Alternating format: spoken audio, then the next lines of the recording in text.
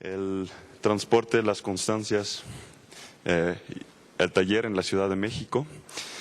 El primer punto, también importante para algunos de ustedes, la facturación.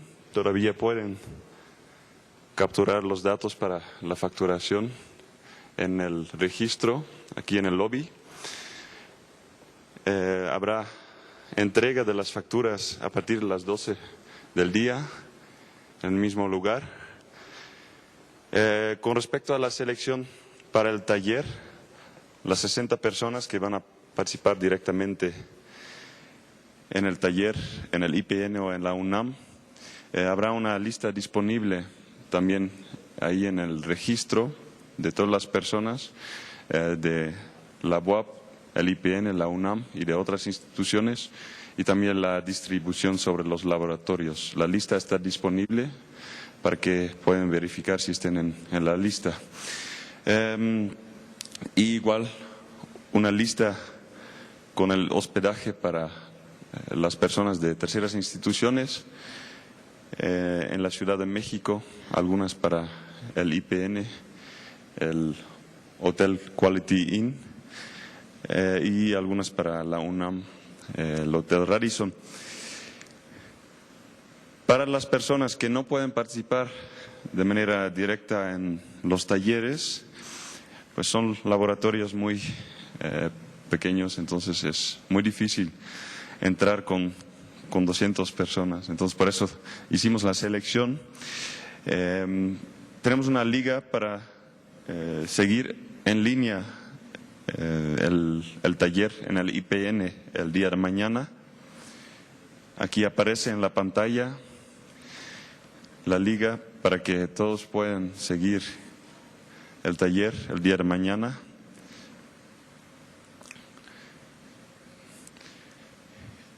Y bueno, se pueden inscribir también en el coffee break para las personas que quieren estar aquí en el aula virtual para el taller. Me parece que la mayoría serían personas de la BUAP o de aquí, de cerca de Puebla, y las demás personas creo que sería más conveniente seguir la videoconferencia o la transmisión en vivo a través de la página web, pero todos tienen la posibilidad de seguir aquí el taller en el aula virtual, pero se tienen que inscribir en el mismo lugar de registro. La entrega de las constancias a partir de las 12 del día. Y bueno, ya mencioné todos los puntos.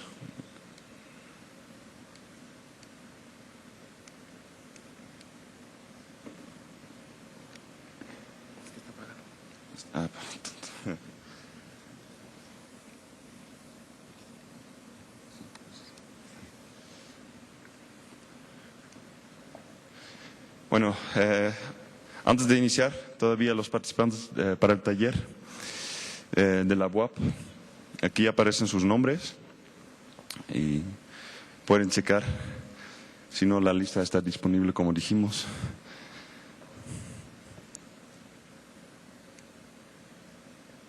Este es para el taller en la UNAM, el jueves 7 de abril. Son 10 personas de la UAP. Para el mismo 7 de abril, pero en el laboratorio del IPN, son estas 5 personas de la UAP. Del IPN, en su propia institución. Para el día jueves, 5 personas.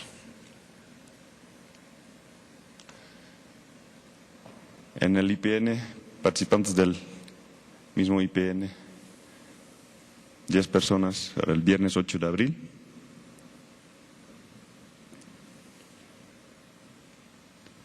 Y espero que lo puedan ver bien. Participantes de la UNAM, para el día miércoles 6 de abril, los 5 nombres, y para el viernes 8 de abril, 10 nombres. Y de terceras instituciones, de otras instituciones, 5 participantes para el taller del miércoles en la UNAM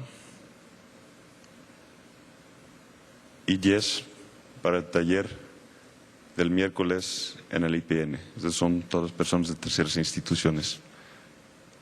Como ya habíamos dicho, esta lista está disponible en el registro. Bueno, muchas gracias. Vamos a iniciar con la primera ponencia del día de hoy.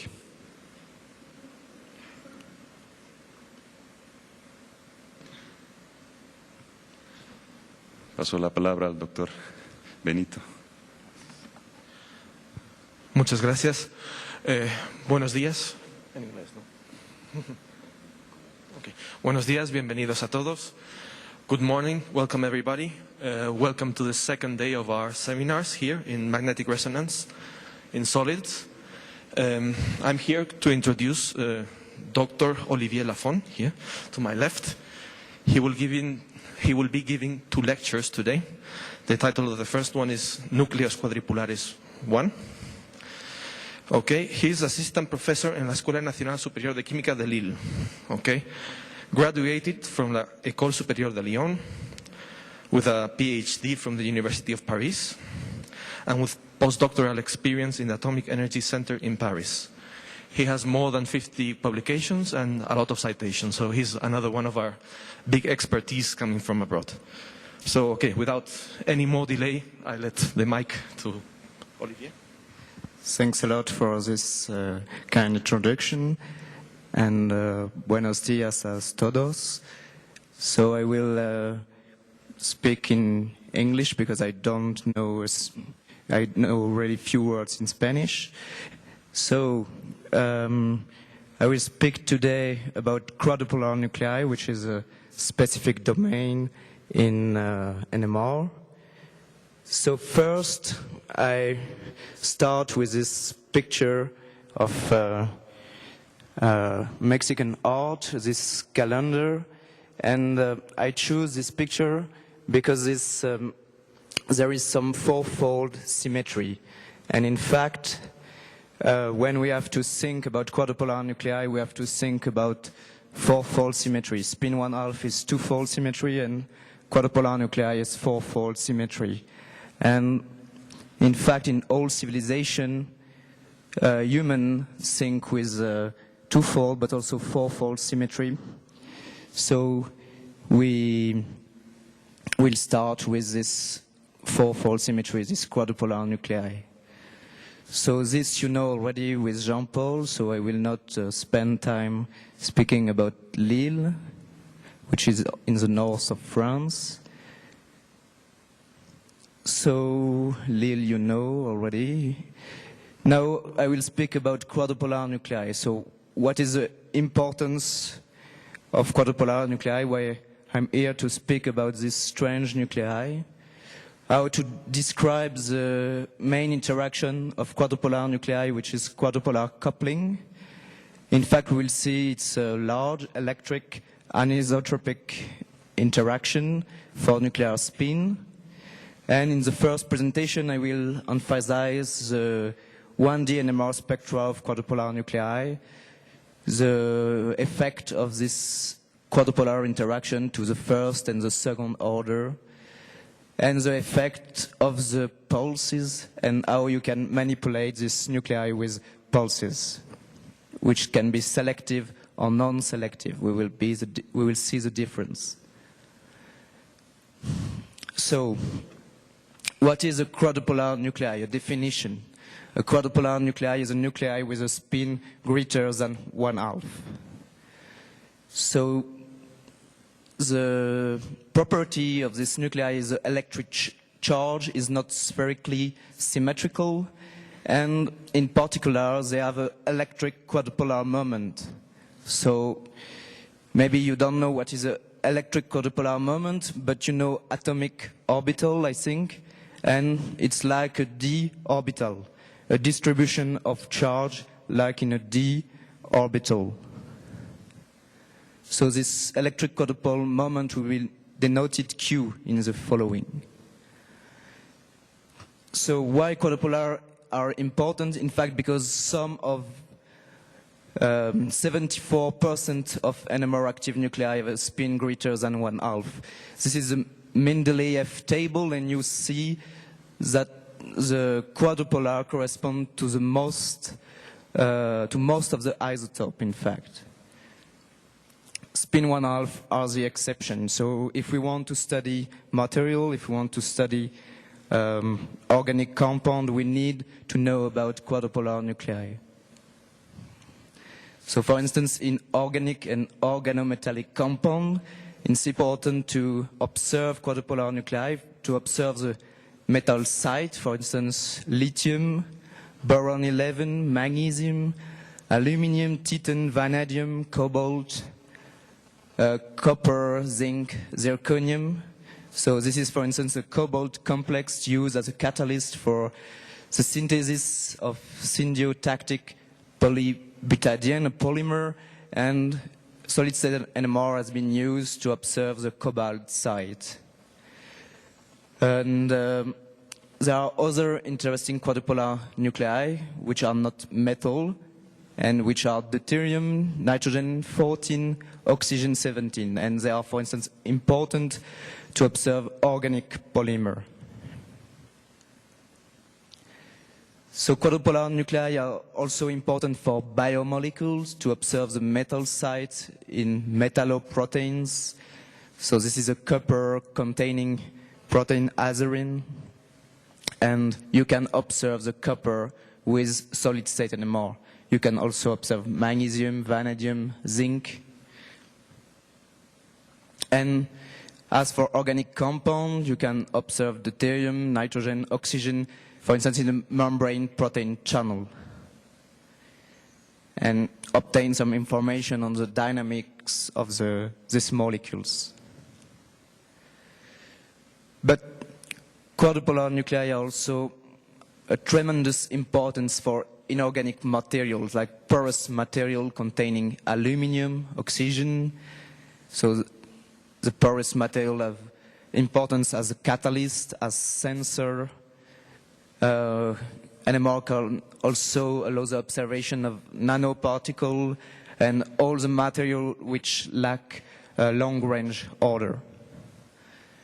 So the NMR is also important to study ion transport in batteries, in fuel cell, observing lithium or observing oxygen.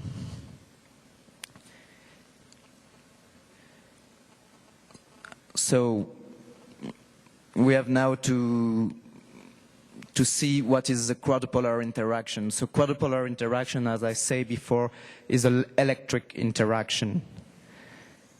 And the nucleus, you know, have an electric charge which interact with the electric field. But the quadrupolar nuclei have a non-spherical distribution of charge, and the consequence is the electric energy depend on the nuclear orientation, as you see on the left.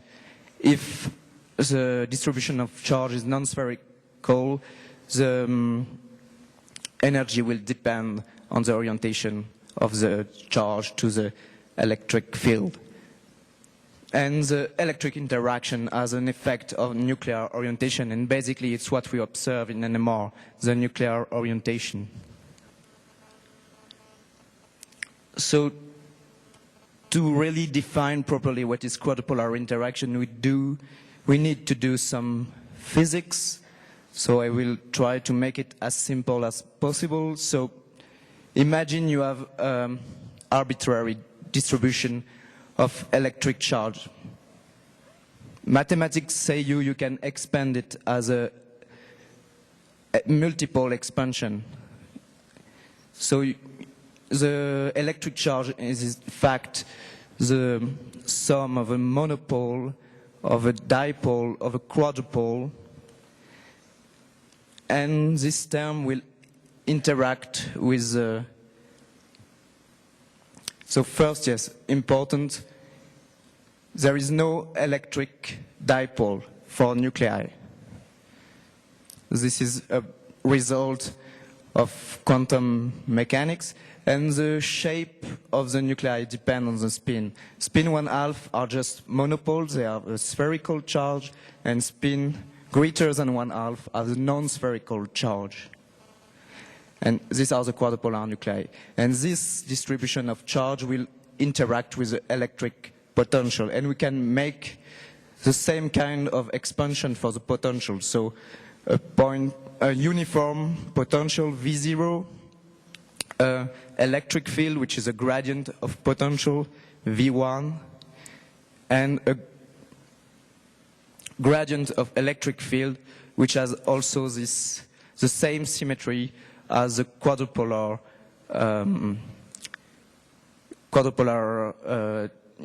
term of the multiple expansion. And we can consider the interaction of this charge and this potential. And due to some symmetry consideration, monopole will not interact with an electric field. It will only interact with a uniform potential. And this will be the zero term, E exponent 0. There will be no first order term because interaction between electric dipole and electric field because there is no electric dipole. And the second term will be the quadrupolar interaction, the interaction of the quadrupolar distribution of charge and the gradient of electric field. So, okay, we have defined the quadrupolar interaction. So there is nothing complicated, just electrostatic. So the spin 1/2 have no electric interaction relevant for NMR because the electric interaction do not influence the orientation of the nuclei. So for quadrupolar nuclei, it's not the same. The dominant electric interaction, which has an influence on the orientation, is a quadrupolar interaction. And this is the interaction of an electric quadrupolar moment, as we can see on the bottom left, and with an electric field gradient. So the quadrupolar interaction is quite large interaction, in fact. We can see here a representation of the magnitude of the interaction for solids and liquids. So in liquids, you know, you have Zeeman interaction, you have interaction with the Área field if you apply a pulse, and you have the chemical shift and the J coupling, which are small. In solid, it's not the same. You have large dipolar interaction, larger chemical shift due to the chemical shift anisotropy, but you have a large quadrupolar interaction, which are larger usually than the radio frequency field, and we will have some problem to manipulate this nuclei. So this interaction in terms of hertz is about 0.5 to 100 megahertz. So it's large, it's huge. So the magnitude of the quadrupolar interaction depends, as I say, on the nuclear properties, the electric quadrupolar moment, and the molecular properties, the potential, in fact, the gradient of electric field.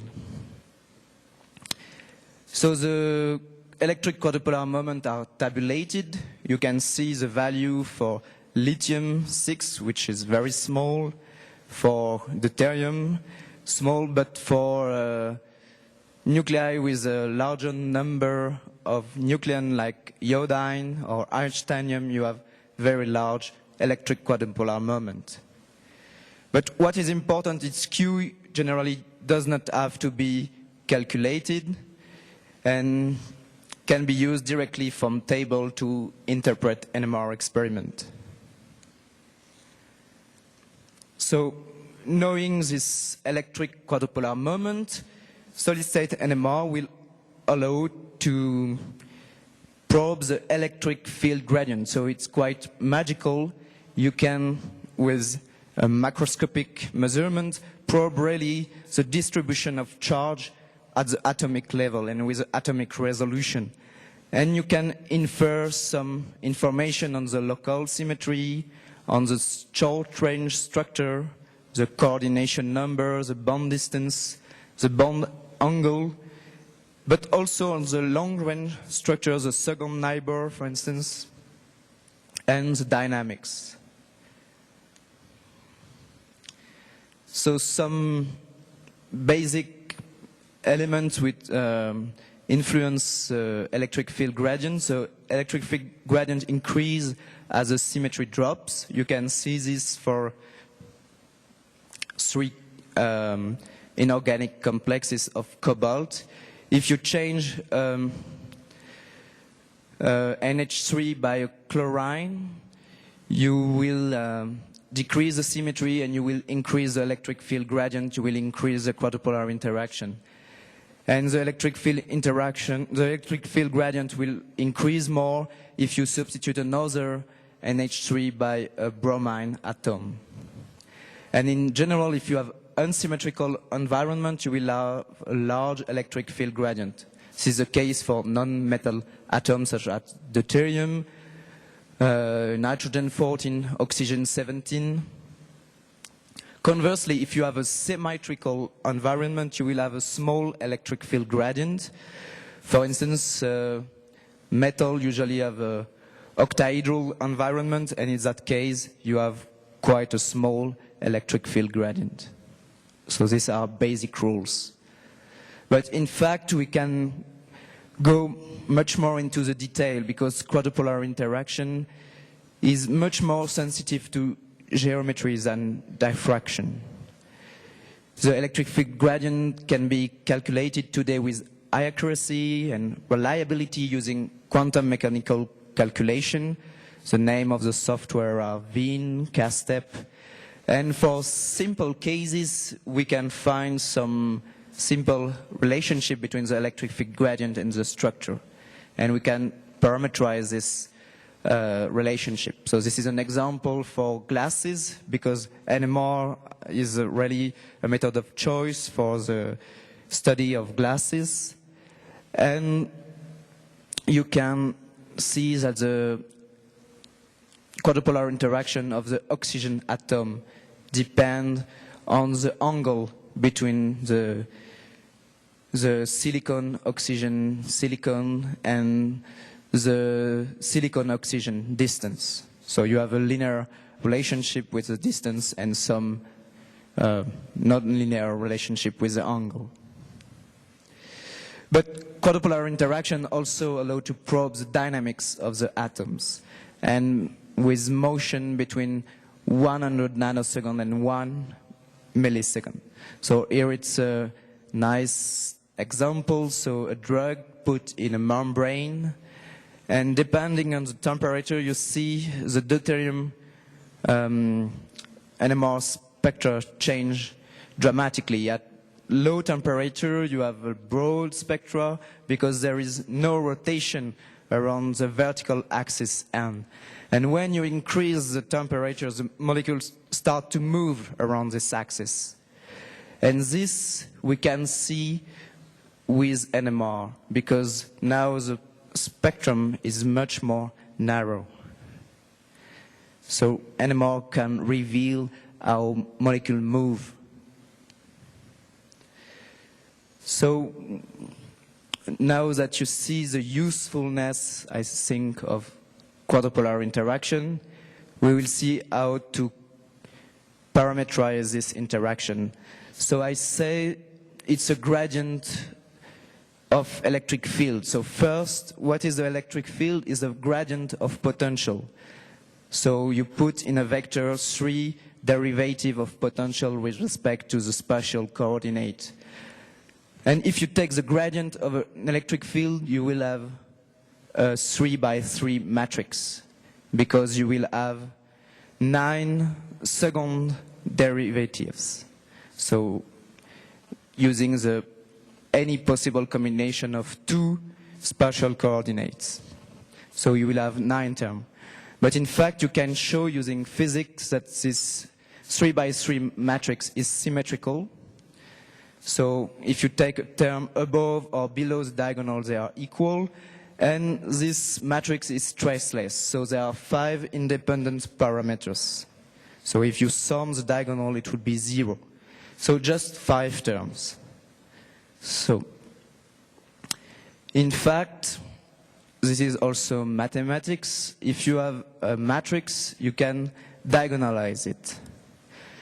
So because diagonal matrices are more simple, So if you diagonalize it, it means you make a rotation in the space. You find three axes where the only derivative of the second derivative of the potential, which are non-zero, are along the diagonal. So this is a rotation. So a rotation is characterized by three angles, and you still have 5 parameters, 2 VYY, VZZ, and the 3 angle. So you can in fact represent the quadrupolar interaction as ellipsoid. This is an example for glutamic acid in the bottom. And you have so this ellipsoid, which represents the orientation of the electric field gradient and the magnitude and its asymmetry, we will see. Because instead of, first, so I say it's important to know the electric field gradient tensor, which is characterized by 3 angles, but in fact this orientation cannot be determined from one-dimensional NMR spectra of powder. We need one-dimensional NMR spectra of single crystal, or we need to use 2D NMR experiment for powder solids, or quantum mechanical calculation. And in general, the experiment for powder sample only provides a magnitude of the principal value of the electric field gradient, and the orientation can be calculated using, for instance, quantum mechanical calculation or 2D correlation experiment. So we have finally for powder sample 2 parameters. So it's much more simple. We start with a 9 element in a matrix. We say there is only 5 independent parameters. And I say now for powder solid, we can only determine from the spectra 2 parameters, the VYY and the VZZ. And usually we don't give, for instance, in the publication, the value of these 2 parameters, but the value of 2 equivalent parameters, the quadrupolar coupling constant, CQ, which is proportional to the VZZ. And we really give an idea of the magnitude of the quadrupolar interaction. So when, for instance, the CQ increase, you see the ellipsoid representing the electric field gradient increase, become larger. And the second parameter is the electric field asymmetry parameters. So here, which is the difference between the electric field gradient on the x-axis and the y-axis divided by the largest one on the z-axis. So here you see the ellipsoid. When the asymmetry increases, the difference between the two y and x and y-axis increase. So now the form of the quadrupolar interaction Hamiltonian. So in fact is the interaction of this electric field gradient and of 2 vectors, which are the angular moment. So it's a scalar because you multiply a column by a 3-3 matrix by a row matrix, and you have a scalar. But this term, so this quadrupolar interaction, do not commute with the Zeeman Hamiltonian. So if it does not commute, we have to make some perturbation. So for instance, if we neglect the CSA and the dipolar interaction, the total Hamiltonian, it's the Zeeman interaction and the quadrupolar interaction. And in fact, this form of the Hamiltonian is okay for, it's a good approximation for a lot of quadrupolar nuclei, because the quadrupolar interaction is much larger than the dipolar interaction or the CSA, usually. So when we do NMR, we study the case where the Zeeman interaction is much larger than the quadrupolar interaction. The reverse case is nuclear quadrupolar resonance, which is, the acronym is NQR. So in NMR, the Zeeman term is always larger than the quadrupolar interaction. But the quadrupolar interaction is quite large. For instance, the CQ is between 0 and 30 megahertz, and the Zeeman frequency can be between 15 or 400 megahertz. So CQ is smaller, but not so small. And we have to make perturbations, so we have first to take into account the first order perturbation term, this one, and its magnitude is between 0 and tenths of megahertz. But also we will see the second order term, which has a magnitude between 0 and 100 of kilohertz, so 100 times smaller. So this is the expression of the first order quadrupolar Hamiltonian. And this quadrupolar interaction depends on the orientation of the molecules and depend on the CQ, on the spin number. So this first order quadrupolar interaction depends, as I say, on the orientation of the molecule of the electric field gradient. And you see it's independent of the static magnetic field, B0. And another important property, it depends on the square of the IZ term. So it means the Zeeman energy level with the azimuthal quantum number minus m or plus m are shifted by the same frequency. This will have some importance later. So let's start by the simple case of quadrupolar nuclei with a spin 1, like deuterium, like nitrogen-14. So here are the energy level. You have +1, 0, -1. If you only consider the Zeeman interaction, the difference in energy between this level are the same. But if you consider the first order quadrupolar interaction, you will shift the energy of the +1 term, of the -1 term by the same amount, but the 0 term will be shifted by a different value. And you will have two transitions, in fact. And this you will observe if you record the 1D NMR spectrum of a single crystal or a liquid crystal. So in a single crystal or a liquid crystal, all the molecules are aligned along the same direction. And if you record the deuterium spectrum or the nitrogen spectrum, you will have a doublet. So you can retain this. For quadrupolar nuclei, you have 2 times the spin transition. So for spin 1, 1 doublet. And okay, you will say single crystal, nobody used single crystal for NMR. That's not completely true, but it's almost true. And in fact, okay, for a single crystal, if you move it in the B0 field, you will see the splitting change. And if you use a powder, you will observe, in fact, a superposition of all these doublets, and it will give you some typical line shape like this, which come from the superposition of all these sharp doublets. So you will have a broad symmetric pattern, from which you can obtain the CQ value and the eta Q value.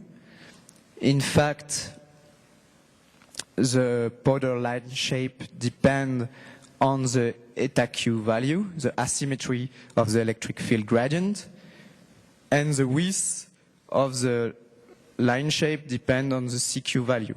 As you see here, the low bound and the high bound depend on the CQ value. So what happens if I spin the sample? Because I say the quadrupolar interaction is an anisotropic interaction. It depends on the orientation of the nuclei. So if I spin, I should average this interaction. In fact, yes, The first order quadrupolar interaction has a similar orientational dependence to dipolar and CSA interaction, and it can be removed in principle by mass. The problem is, as I say, the CQ is so large that is always, or most of the time, higher than the mass frequency. The highest mass frequency is 80 kilohertz today, but the CQ are much more larger, about 1 megahertz. So if you spin, for instance, a sample of lead nitrate, the nitrogen-14 spectrum display many sidebands. So you have this nice spectra, but which require lots of scan. But yes, you have many sidebands. You gain in sensitivity by spinning the sample, but you have many sidebands. We will see it's a bit different for spin 3-alpha, like lithium boron. So in this case, you have a spin number of 3-alpha, so it means you have 4 energy level. Due to the Z-man, they don't have the same energy, but the difference in energy is the same. And if we include the first order quadrupolar interaction, then we have 3 different transitions. So spin 3-alpha, 2 times the spin number transition, 3 transitions. So for instance, for a single crystal or liquid crystal, we have a triplets with the same difference in frequency between the components. So we can identify different transitions. The central transition, which is a transition between level -1/2 and +1/2, and this transition has the specificity that is not affected by the first order quadrupolar interaction, but it's affected by the second order quadrupolar interaction. We will see this later. Conversely, the satellite transition, which are the transition on the left and on the right and the left, are affected by the first order and the second order quadrupolar interaction. So if we consider a single crystal, we move in the B0 field, the central transition is not affected, but the satellite transition have a frequency position which change. And if we consider a powder, in fact the central transition remain narrow, but the satellite transition have really a powder line shape and are spread over a frequency range equal to CQ. And usually, in fact, they are so broad that they are really difficult to observe. So we see spin 3-alpha, in fact, is the same for spin 5-alpha, so like aluminium, 7-alpha like vanadium, or 9-alpha as niobium. What's changed is just you have more satellite transition, because if you have a spin 5-alpha, you have 2 times this number of transitions, so you have 5 transitions. If you have a spin 7-alpha, you have 7 transitions, 9-alpha, 9 transitions. And this is for a single crystal on the left, and on the right is for the polar. So for a polar, each transition will be broadened by the distribution of orientation. And what happens if you spin? In fact, it's the same as for spin 1. It's just the mass will average the first order quadrupolar interaction, and as the quadrupolar coupling constant is larger than the mass frequency, the satellite transition will break into many spinning sidebands. So this is an example for permanganate of potassium. And you see with static sample, spinning sample, you break the powder line shape into many, many sidebands.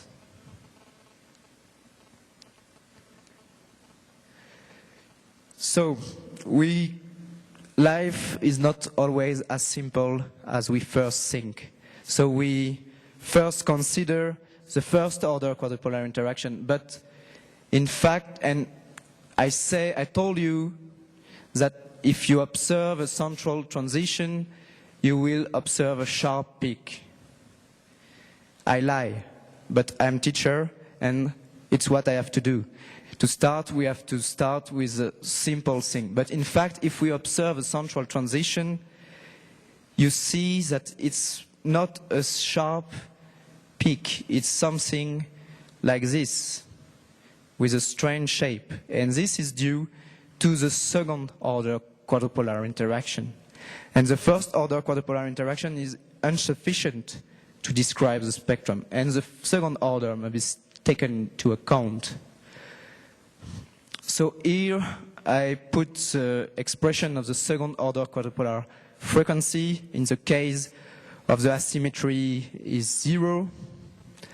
So in fact, what we can take from this equation. First, the second order is proportional to the square of the quadrupolar coupling constant. Second, the second order is inversely proportional to the B0 field. So that's why I fields are useful to study quadrupolar nuclei. And last point, the second order quadrupolar interaction affect all the transition, the central transition, but also the satellite transition.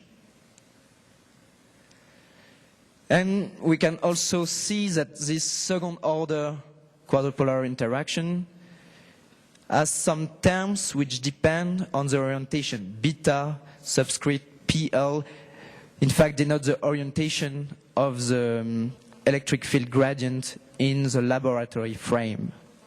So we have first a term which is independent of the orientation. This is the isotropic term. And it's called in the community of solid-state NMR spectroscopists quadrupolar induced shift. So it's like the isotropic chemical shift. Then we have a second rank anisotropic tensor, which has the same orientational dependence as a dipolar interaction. So we see the dependence, for instance, with this is a case where the electric field gradient is aligned with the B0 field, and when we change the orientation of the sample, this term will be cancelled at the magic angle. So we can average this term by spinning the sample at the magic angle. But we have also another term, a fourth rank anisotropic tensor, which has a different orientational dependence. It's displayed here. It do not cancel at the magic angle, but at angle of 30 and 70. So it will not be averaged by magic angle spinning. And that's why maybe quadrupolar nuclei are different from other nuclei. So here we can see the effect of the second order quadrupolar interaction for a spin 3-half like lithium, boron, sodium. So we stop here. We add this 4 level, and in fact the second order quadrupolar interaction will affect the energy of all the level, including it will affect the central transition. So instead of having a sharp peak, a single resonance, you will have some distribution of resonance because this transition will depend on the molecular orientation. And this broadening of the line width for all the transition due to the second order quadrupolar interaction is mainly visible for the central transition because the satellite transition we already have difficulty to observe them. So it's difficult to, and they are already burdened by the first order interaction, so it's difficult to see the effect of the second order. So here are the line shape of the central transition for spin 3-half, and you see it depend on the asymmetry of the quadrupolar interaction. And the barycenter of the central transition is shifted from 0 by the isotropic component, the quadrupolar induced shift, And the line shape depends on the CQ, the anisotropy of the quadrupolar interaction, the asymmetry of the quadrupolar interaction, the B0 field, and the mass frequency. Because what happened to the second order quadrupolar broadening if you spin the sample? In fact, the central transition is narrow by magic angle spinning by a factor of 3 or 4. But the second order quadrupolar, so you see here it's narrow. This is for static sample, this is for mass. But it's still not a sharp peak because the second order quadrupolar broadening is not fully removed because, as I showed before, it do not cancel for the magic angle, and the magic angle is 54.7.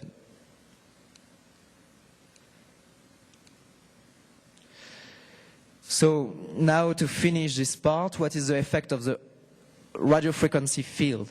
In fact, if you apply a non-selective pulse, so it means if you apply a radio frequency field which is larger than the quadrupolar interaction, you will observe both the central transition and the satellite transition. So this is the spectrum of rubidium for rubidium oxide. So here in the center you have the central transition, and here you have very small peak, which are, if we increase the intensity, the satellite transition. And here, if we zoom on this part, we see the central transition with some typical second order quadrupolar broadening shape. And if we use a small radio frequency field, you will not be able to excite all the transition, you will only excite the central transition. Here you have just noise, no satellite transition. So to finish, here is the nutation frequency of the central transition depending on the ratio between the quadrupolar interaction and the radio frequency field.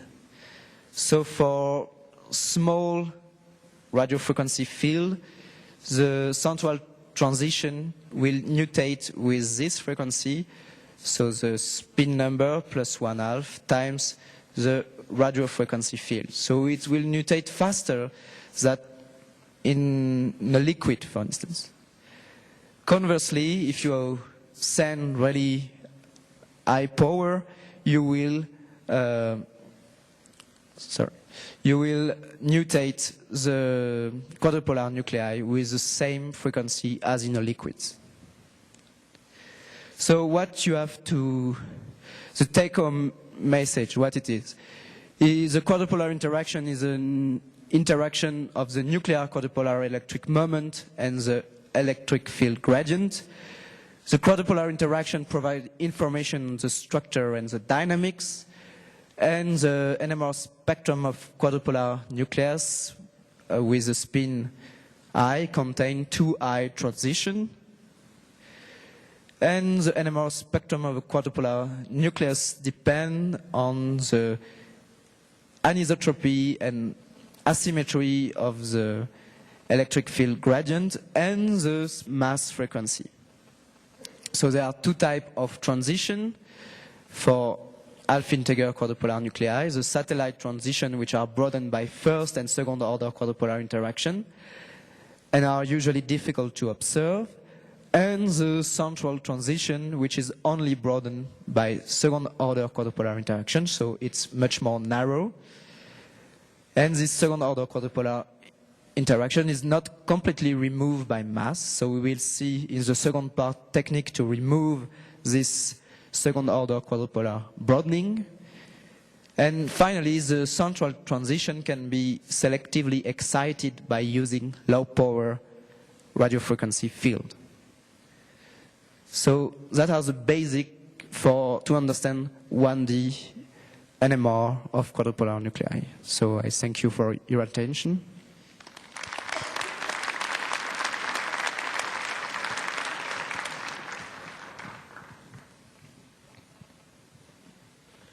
Thank you very much for this wonderful talk.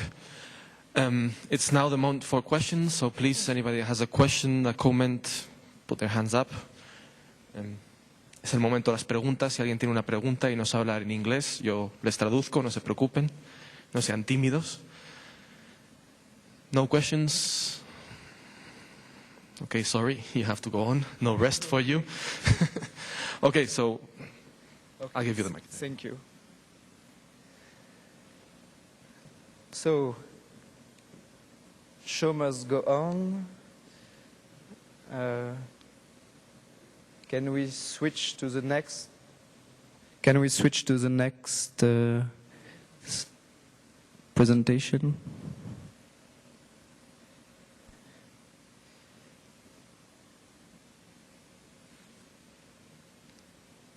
So it seems you have to ask question, maybe.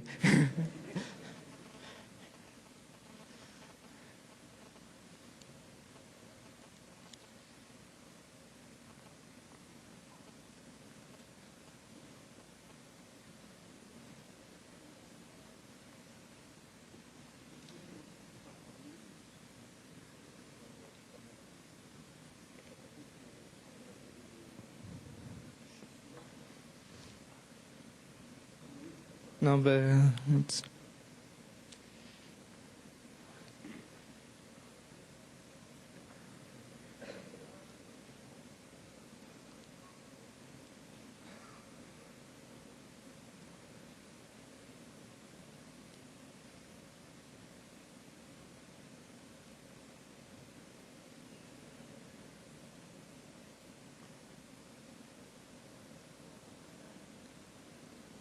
Okay, perfect.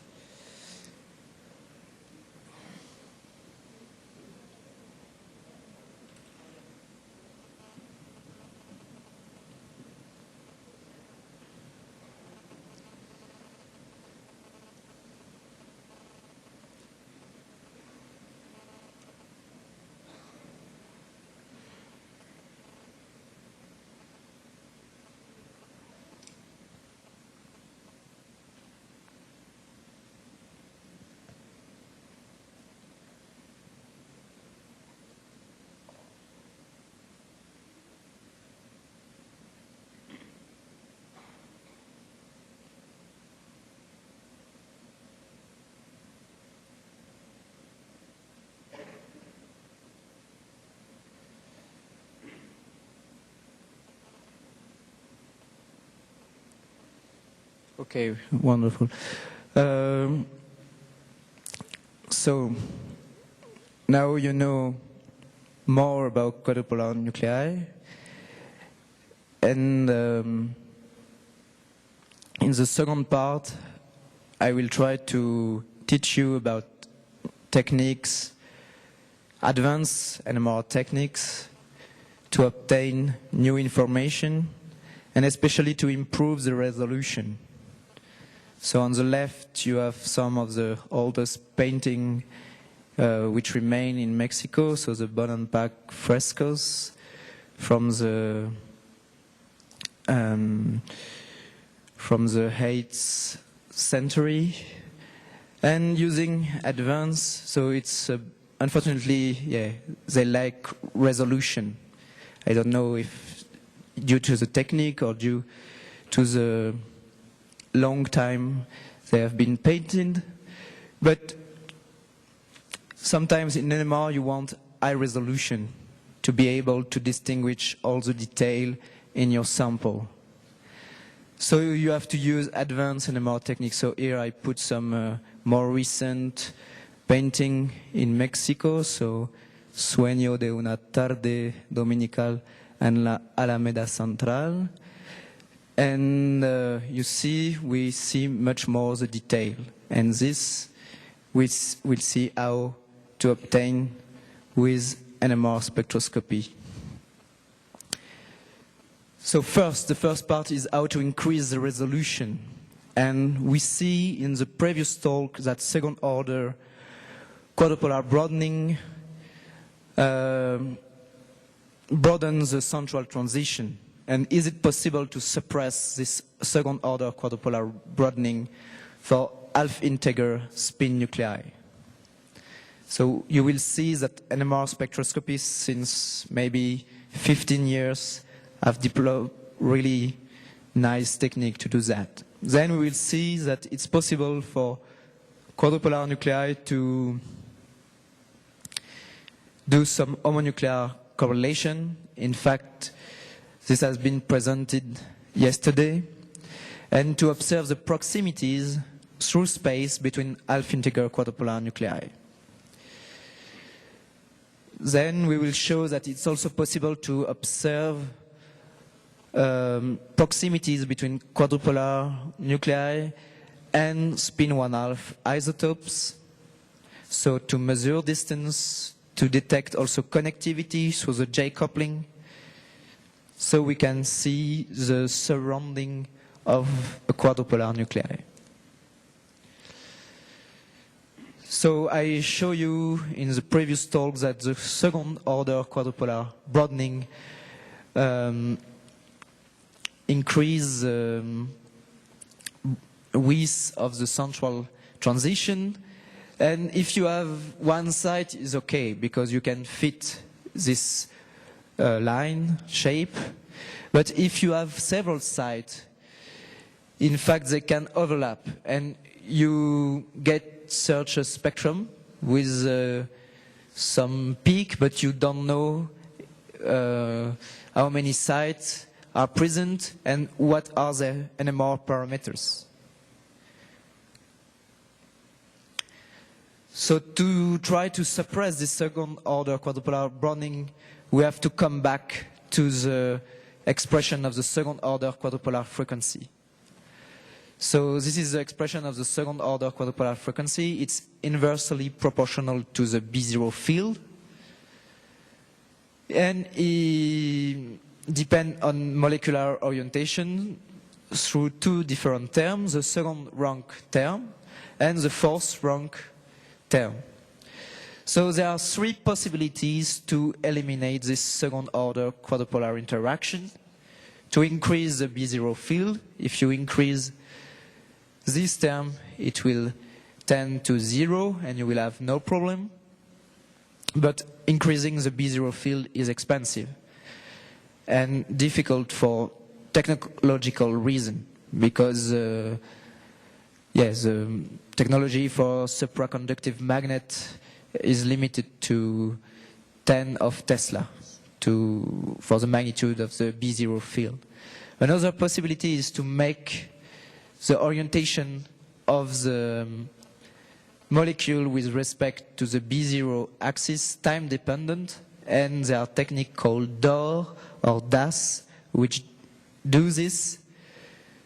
And the last possibility is to make this term, the C coefficient, time dependent, and this is what is used in MQ-MIS, ST-MIS.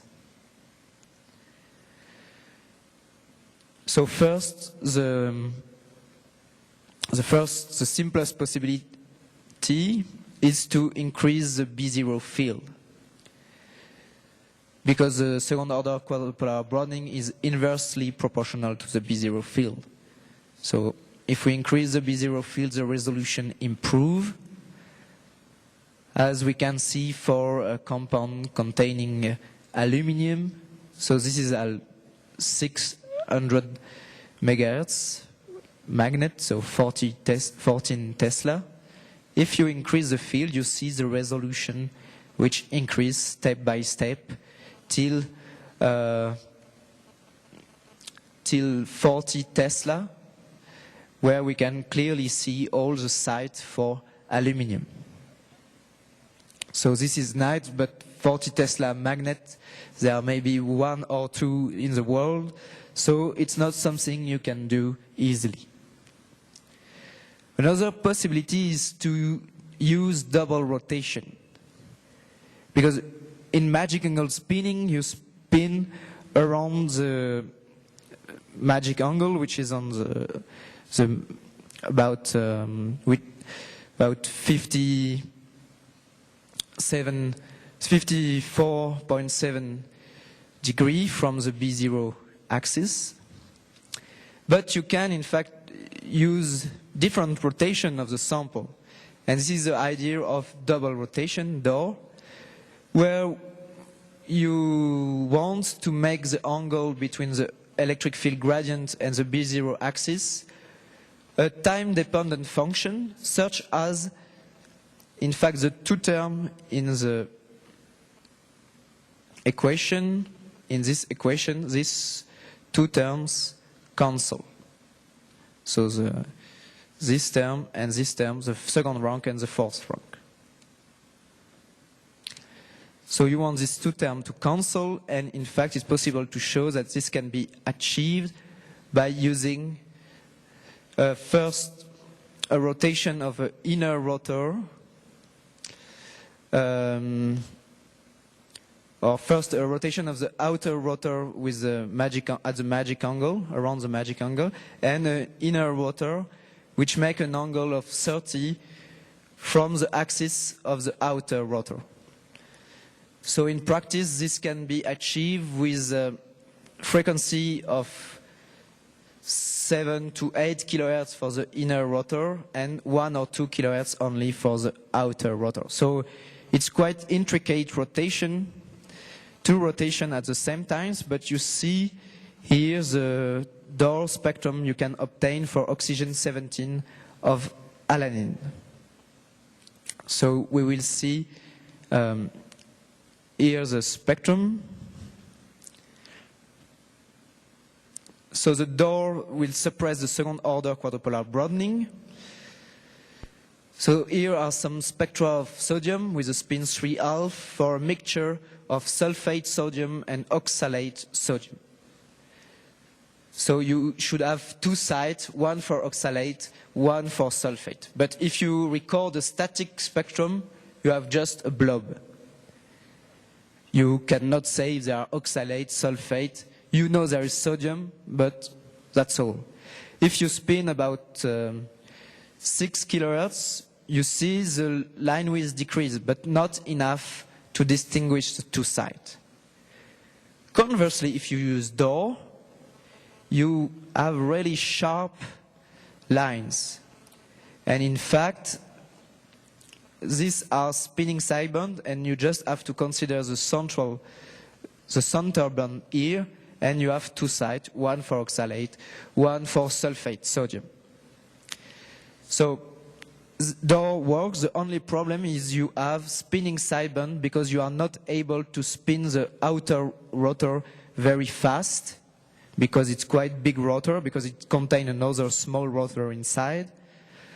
So you only are able to spin about 1 kilohertz, so you have spinning sideband for the central transition. These are spinning sideband for the central transition. The satellite transition we did not observe. So these are the advantage and the disadvantage of door. So the advantage is quantitative, it's sensitive, it requires low array field, and is a 1D experiment, so it's fast. Disadvantage, it requires special probe. It's less expensive than a special magnet, but it's still expensive. You have low spinning frequency, so it means you will have spinning sidebands. It complexifies the analysis. And stable spinning is difficult, so it makes difficult 2D experiment. And you have a poor filling factor, which means the decoupling is difficult also.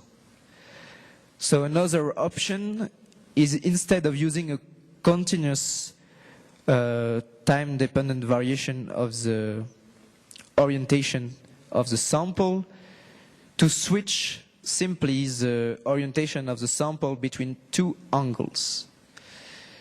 So what you do is, during a first period, the sample is spun with an angle B1 with respect to the B0 field. You store the magnetization along the z-axis, and you tilt the sample with another angle B2. And you have two evolution periods, T1 and T2. So, in fact, you must to eliminate the second order quadrupolar broadening, you must choose these two angles such as to satisfy these two equations, so to eliminate the second and fourth rank term. And a solution of these two equations are these two angles. In fact, we already, these are close to the angle to cancel this, but not exactly the same. So, and you will refocus the second order quadrupolar interaction for T1 equal to T2. So in fact, when these two equations are valid, satisfied, you have a time reverse evolution of the central transition during the T1 and T2, which lead to mirror image line shape for F1 and F2. So here you have this line shape, and during T2 you have the mirror line shape. So if you do the Fourier transform along 2 dimensions, you have here the axis go from -2 to +2, and this singularity is around 1.5. Here, in the second dimension, is around -1.5. So you see that you have some peak along the anti-diagonal, but if you observe along this direction, you will have a very narrow peak. In fact, the isotropic peak. So this can be obtained using a shearing transformation. So this is just signal processing. And we have now the anisotropic dimension and the isotropic dimension. So we have the isotropic dimension in F1. We can distinguish between different sides. And in fact, you can see this for quartzite, some mineral. So this is a magic angle spinning spectrum. Many information, but it's masked by the overlapping. If you apply the DAS, you see that along this dimension, you have resolution for all the oxygen sites. And using the anisotropic dimension, you can determine the quadrupolar interaction parameters. So DAS works to suppress the second order broadening. It's another possibility. So what are advantages and disadvantages? Advantage is quantitative, is sensitive, it requires low array field, but you still need a special probe. You cannot do it with a mass probe. And here we need to hop between two angles, and you need to store the magnetization here. And this requires sometimes about tenths of millisecond, and we can only use DAS for long T1. And finally, the last disadvantage is as B1 and B2 are different from the magic angles, dipolar coupling are not suppressed, so you can have broadening of the line due to the dipolar coupling. So, is it finally possible to obtain high resolution for quadrupolar nuclei under mass without specific probe like DAS or DOR? The answer is yes, because for the moment we play on the orientation of the sample, but we couldn't play, in fact, on this term C. Because if we spin around the magic angle, this term will be removed by the magic angle spinning. And if we make this term time dependent, we can suppress the second order quadrupolar interaction. And the C, in fact, depends on the coherence order and the type of transition. The C of a central transition is not the same as the C of a satellite transition. So second order broadening can be averaged by conversion between different coherences orders. This is the principle of MQ-mass, or between satellite and central transition with the same coherence order. This is the principle of STMIs. So MQ-mass first. So the most common one is the 3 quantum mass, which is displayed here. So you start by producing 3 quantum coherences using non-selective poles. These coherences evolve at the magic angle during T1, and you convert back into single quantum central transition, which are detected during T2. And you observe some echo. In fact, if you consider the frequency of evolution during T1 and T2, you can see this term which depends on the coherence order, and this is the signal expression of the complete signal. And the fourth rank second order broadening will be refocused when T2 equals some multiple of T1. So that's why we observe an echo here. It's due to the refocusing of the second order broadening. So why the 3 quantum coherences is not broadened by first quadrupolar interaction? This can be understood, as I say, because the energy level with m equal -3 or +3 has shifted by the same frequency, and for the first order quadrupolar interaction. So the main advantage of this is in the 3 quantum magic angle, in the 3 quantum MAS, the 2 poles don't have to be rotor synchronized to average the first order quadrupolar interaction, because it's not affected by first order quadrupolar interaction. So this is the kind of spectrum you obtain with the 3Q MAS for Alpo14, a porous material. So for unshear spectrum, you have this spectrum with a peak, in fact, along a line along some direction. And if you look at the spectrum along this direction, you will have some isotropic dimension. That's why you use shearing to obtain the isotropic along the F1 dimension. And you can distinguish the different sites for aluminium in Alpo14. So here, and along this dimension you read the classical delta iso, the classical isotropic chemical shift. So you can, with the 3Q MAS, this is another example for rubidium.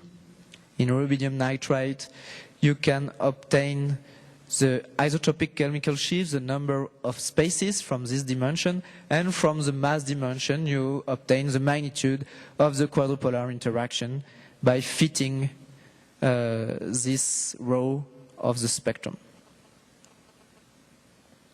So what are the advantage and disadvantage of MQMIS? It's easy to implement. You don't need special probe. So if you have a solid state probe, you can do this experiment. It works well for abundant nuclei, and it works well for nuclei with short T1 compared to DAS, for instance. But its disadvantage, it's not quantitative due to the dependence of the excitation of multi-quantum coherence and reconversion on the quadrupolar interaction. You see in the first talk that the effect of the array field depend on the quadrupolar interaction for quadrupolar nuclei. So we will not obtain the same amount of multi-quantum for a site displaying large quadrupolar interaction or for a site displaying low quadrupolar interaction. And especially for sites displaying large quadrupolar interaction, you will have a poor sensitivity. Finally, a last disadvantage is high radiofrequency fields are required to excite the multi-quantum coherences. So you will be limited sometimes by the probe performance.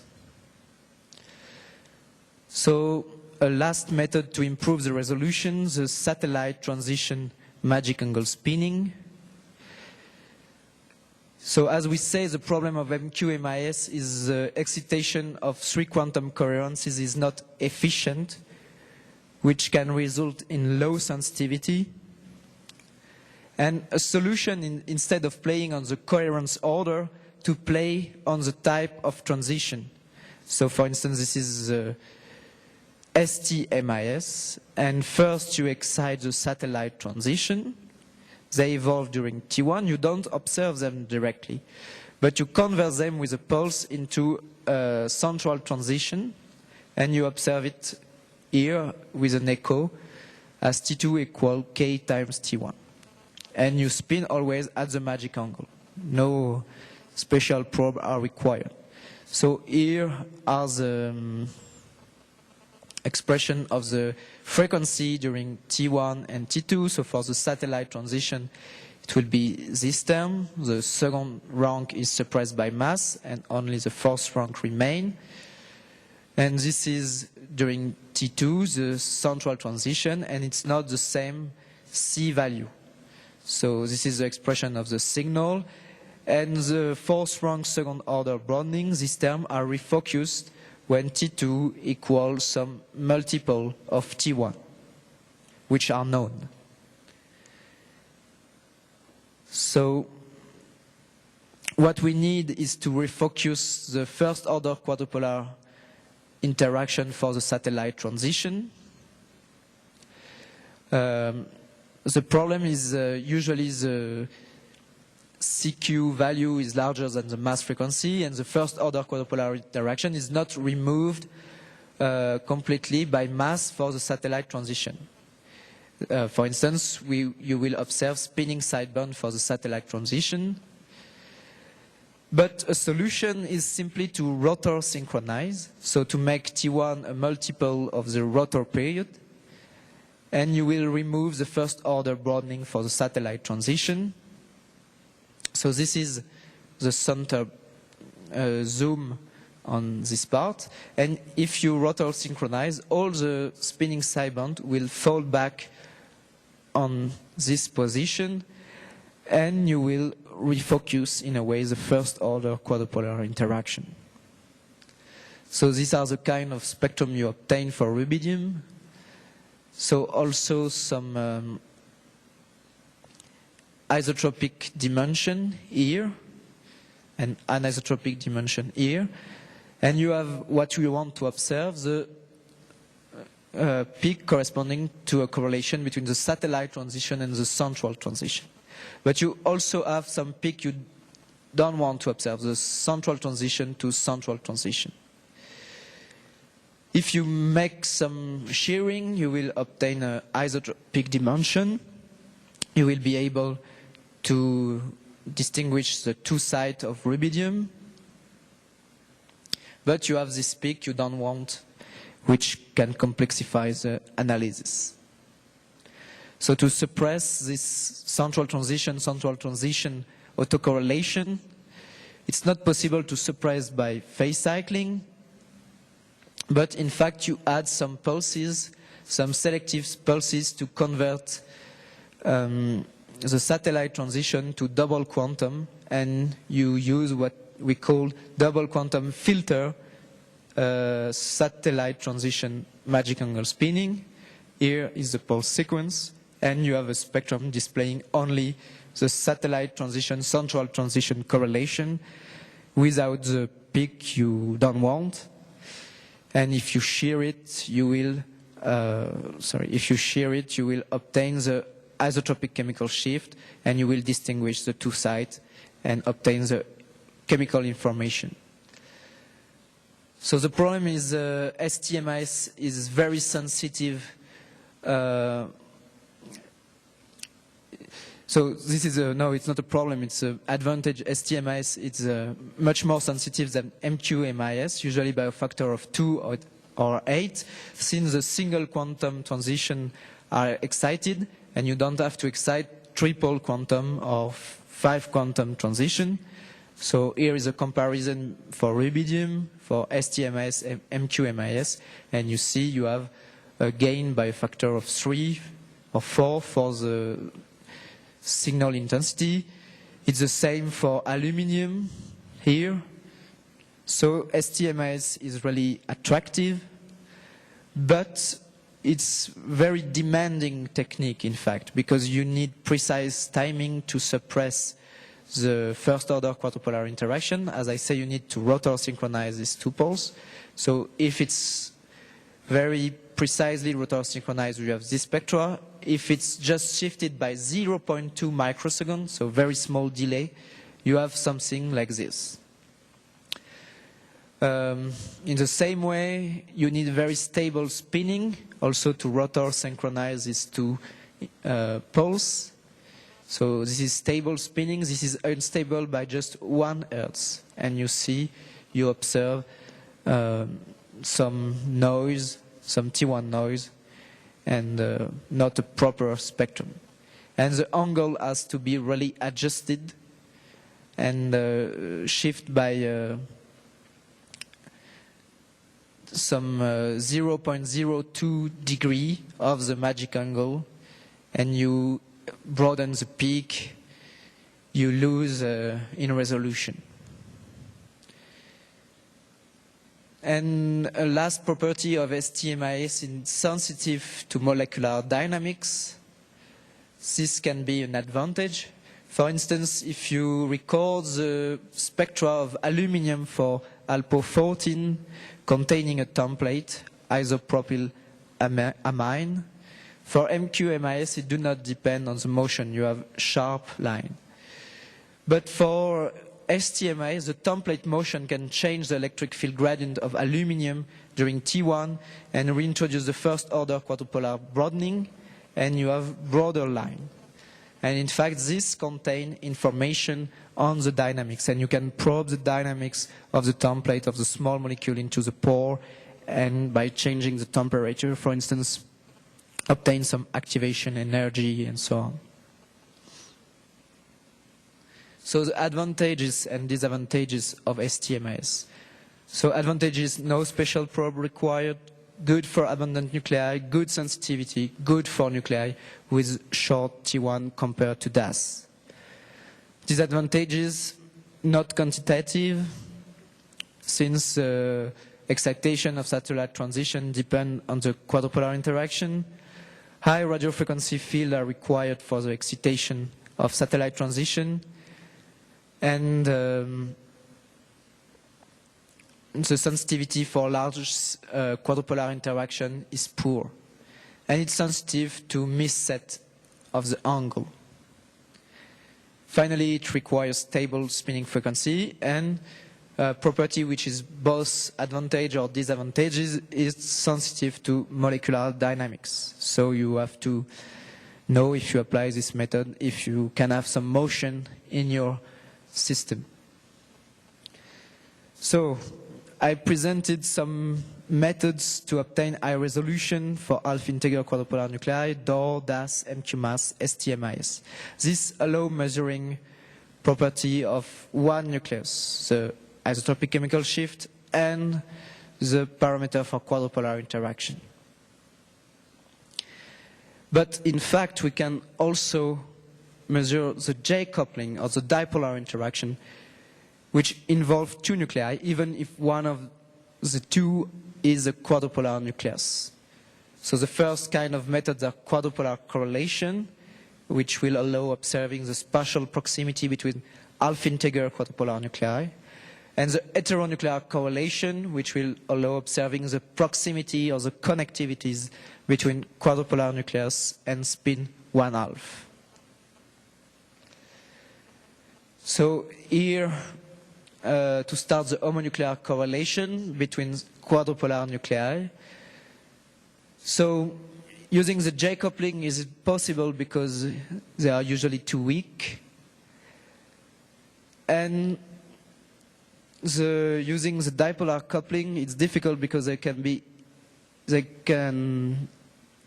are some interferences between the dipolar recoupling, the dipolar sequence, and the quadrupolar interaction. Because as I say, the quadrupolar interaction is larger than the Array field, and you have difficulties to manipulate this nuclei. So what are the methods to recouple this nuclei using and to observe the dipolar interaction between these nuclei. First possibility is to without radio frequency field. And for instance, you can use interferences with other anisotropic interaction. You can use some rotational resonance of magic angle spinning. But these methods are some disadvantages or are specific, limited to specific mass range, for instance. Other possibility is to use selective radio frequency poles to rotate the central transition and to observe proximities between quadrupolar nuclei. So here are some of the sequences which were used so far. So these sequences are sensitive to offset, are sensitive to isotropic chemical shift. And for instance, it's difficult to observe cross-peak between octahedral and tetrahedral aluminum site. And we explore another solution using symmetry. And here is the method is display.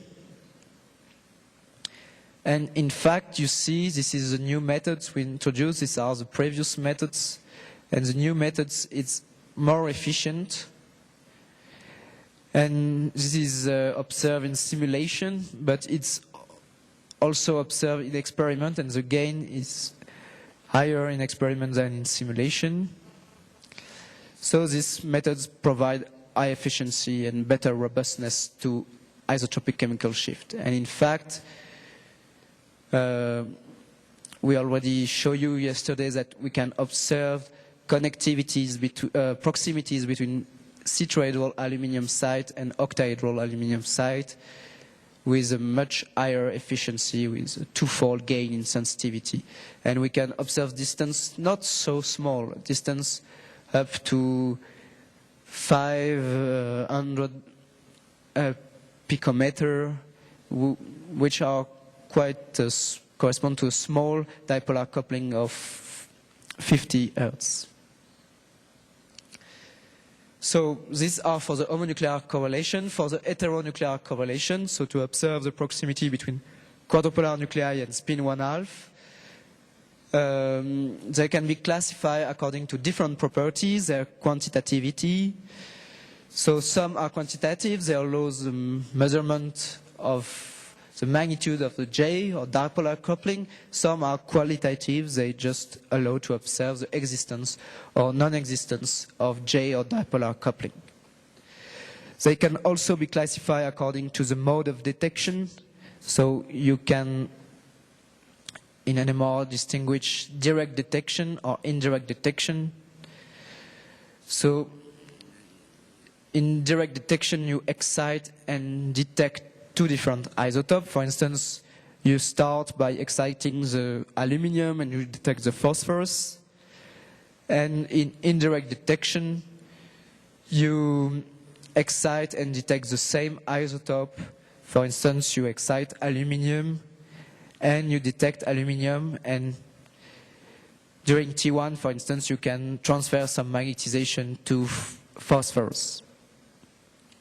And depending on the T1, on the gamma value, on the geomagnetic ratio, on the line width, direct or indirect can be more efficient. And finally, last property is a resolution. If possible, the second order quadrupolar broadening can be suppressed in heteronuclear correlation experiment. So we can also obtain high resolution as we did for instance, MQMIS.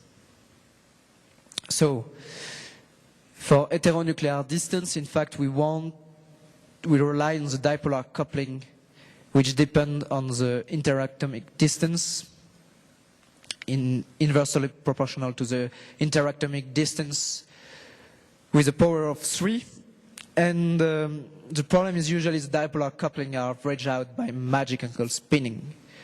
And they must be reintroduced by using dipolar recoupling. So these are some of the name of dipolar recoupling, SFAM or symmetry-based sequence RM.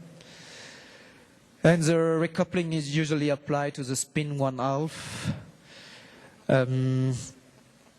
And there are two possibilities, detecting the quadrupolar nuclei or detecting the spin 1/2. So I will first present you some methods for quantitative measurement. So first you do a reference signal. The dipolar coupling is refocused using a spin echo. So this is S0, you reference. And then, for instance, you put some pulse on the quadrupolar nuclei to prevent the refocusing of the dipolar interaction, and you will observe a lower signal. So here you can plot the signal fraction as function of the time during which you reintroduce the dipolar interaction, and you observe some dephasing here, and you can fit this dephasing curve to measure the dipolar interaction and to determine the distance between the two nuclei. So there are many methods to measure this distance. So the most well-known is a reader, which can be applied to measure distance between spin 1/2. So here you apply a pi pulse on the quadrupolar nuclei.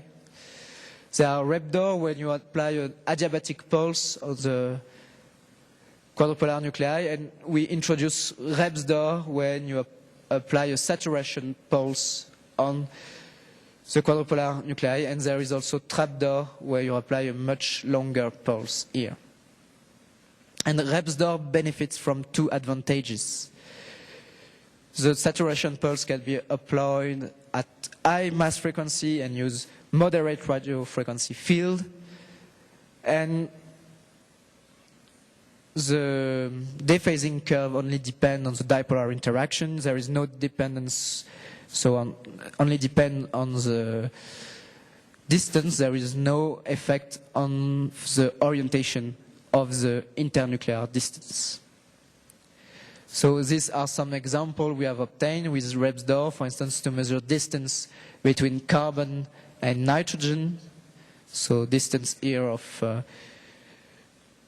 229, no, it's not ppm, it's picometer. And these are distance between carbon and oxygen. So for tyrosine, and here we measure some one bond distance. So the 2D at core have several applications. So we see the quantitative methods. Now we'll see the qualitative methods. So the 2D correlation, like you use for instance between proton and carbon, but here it will be between, for instance, proton and a quadrupolar nuclei, sodium. So they will reveal the presence of through space proximities. They will help the spectral assignment, and they may allow the indirect observation of quadrupolar nuclei such as nitrogen-14 through a pi spin 1/2 nuclei such as proton or carbon. And in fact, accurate distances can be obtained only in the case of isolated spin pairs. So here are two examples of heteronuclear correlation using cross-polarization for quadrupolar nuclei. So this method is without high resolution. So this is for a sodium phosphate compound, and the line along the sodium dimension are broadened by the second order quadrupolar broadening. Conversely, you can first put some MQMIS and then apply the cross-polarization transfer to obtain high resolution in the sodium dimension, and you can compare these two spectra. They are obtained for the same compound, but you have a much better resolution here. You can distinguish the different chemical sites much more easily. So this was using direct detection. So you excite, for instance, the quadrupolar nuclei and you detect the spin 1/2. Another possibility, I say, is to use indirect detection.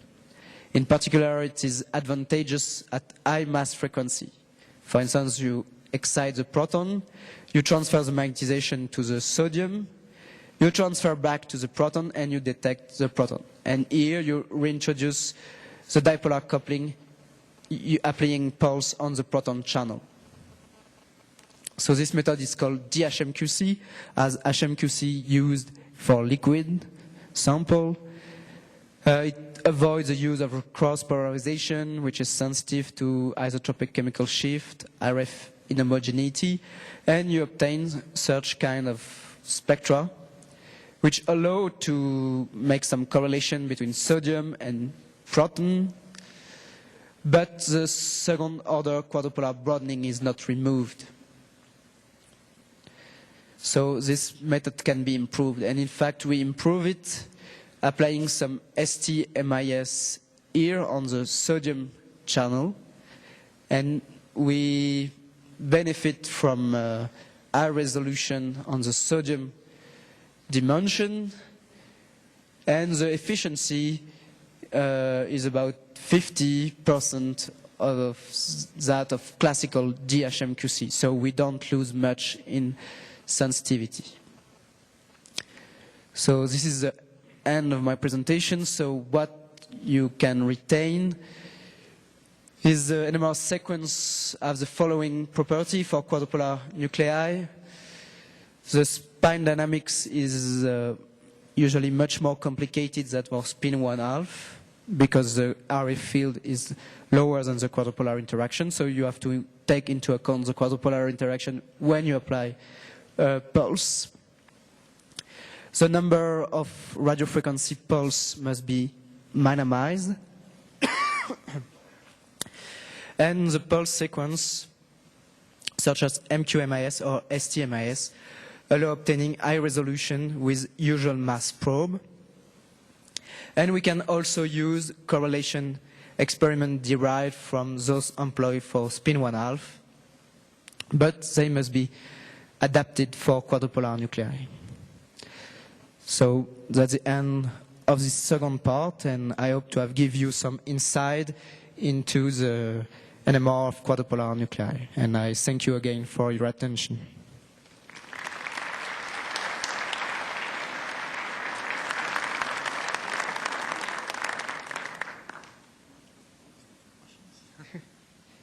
Yes, if there are questions.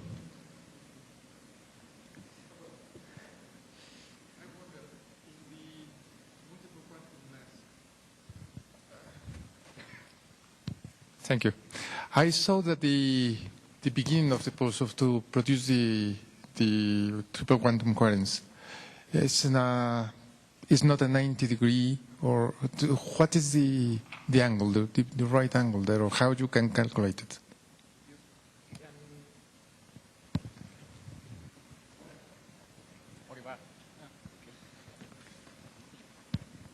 You cannot really define as an angle because you do not, usually when you apply a pulse, you can represent it as a vector model. You have some magnetization along the z-axis and you convert it into the single quantum coherences. So you make what we call a 90-degree, for instance, but in that case it's not so simple space, because you convert the magnetization, which is along a z-axis, into something which is called triple quantum coherences.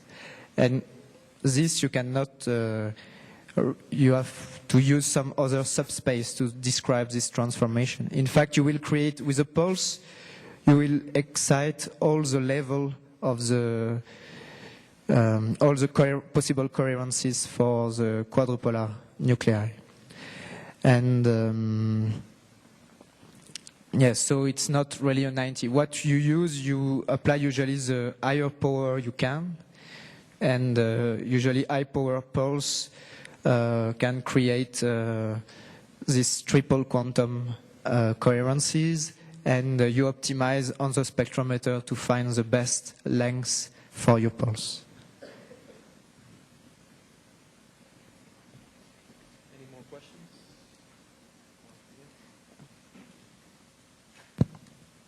I have a question about a very small topic. You mentioned disadvantage of DAS experiment is a non-refocus of dipolar coupling. But in my understanding, the inhomogeneous broadening due to with a second rank tensor should be removed by DAS experiment. So the only a homogeneous interaction should be should not be removed in DAS experiment, right? In practice, for DAS experiment, you remove the second order quadrupolar broadening, but you don't remove the first. You don't remove the dipolar interaction because where is here?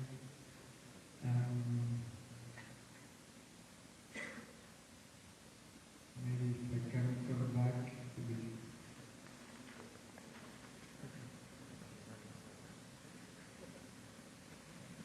Yes, because you okay.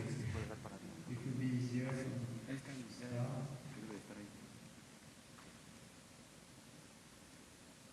Yes. Here you satisfy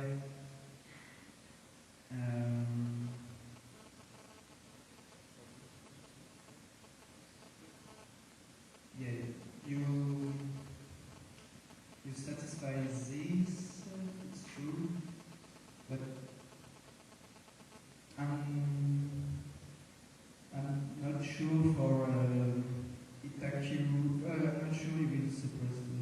I don't know. I have to check.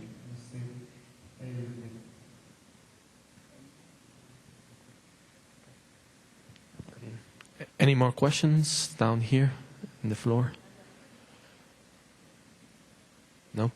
Okay, I have a few questions from the student at the back of the theater. We've done our homework this time. And as we brought you from so far, we're going to make you suffer a little bit. I have 4 questions. 2 of them I don't really understand, so I would encourage the people that wrote them down to come here when we're finished and talk with him directly. I'll be here to help translation, so that's no problem, okay? Okay, the first question is, you've talked about this DOR technique, DOR technique, and you've put the pros and the things against it. Can you make a comparison with the 3QMAS technique? Or what, yeah, basically. Yeah, it's in fact that I've tried to make here, so DOR advantage is quantitative, and QMAS is not quantitative, because as I said, the excitation of the 3 quantum occurrences will depend on the quadrupolar interaction. So we will not be able, with the 3QMAS, to detect the relative proportion of a site with a large CQ and a small CQ. Other advantages, it's high sensitivity, because you don't have to create 3 quantum coherences. You just apply it's a sequence, it's simple, you just apply a 90-degree and you acquire a signal. So it's very simple experiment, you don't lose magnetization.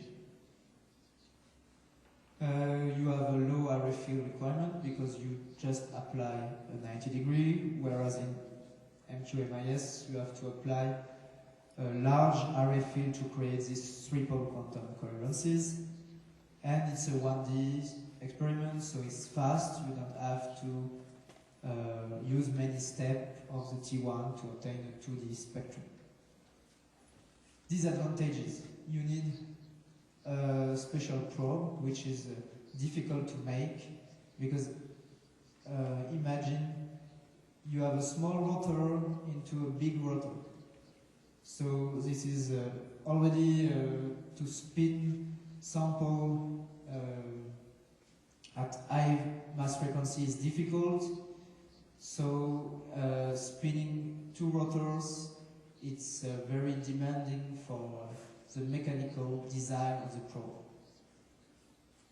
So door probe are not very common. There are just few in the world. And the limited use is also due to the low spinning frequency you can achieve, because low spinning frequency means you will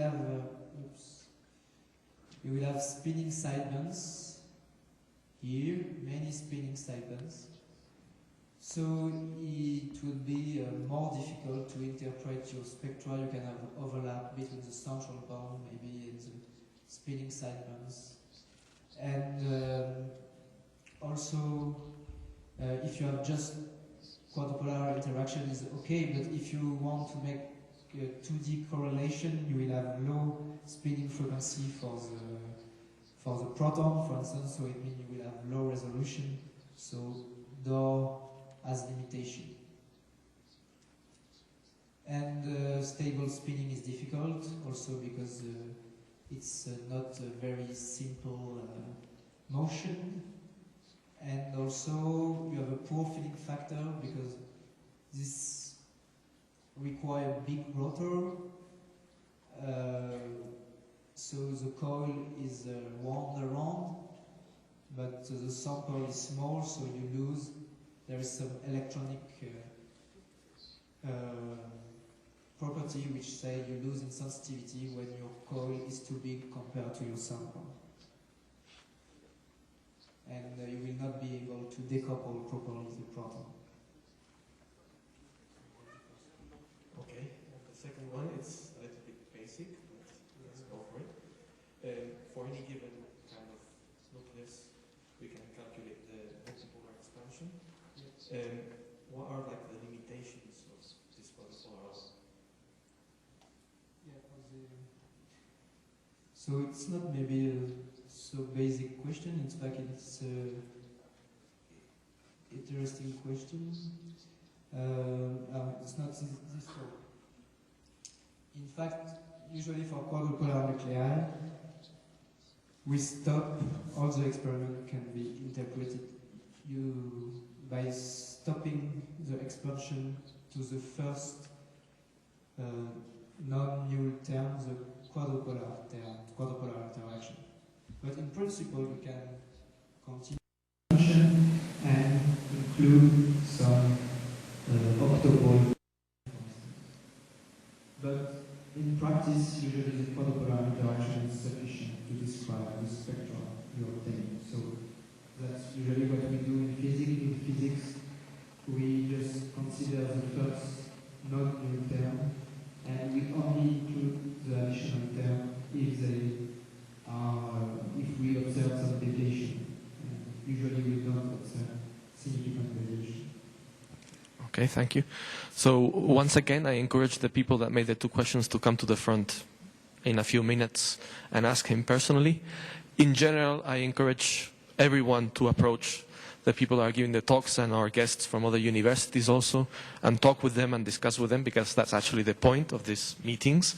Not that you stay there, they stay here, and they go for lunch, you never see them again.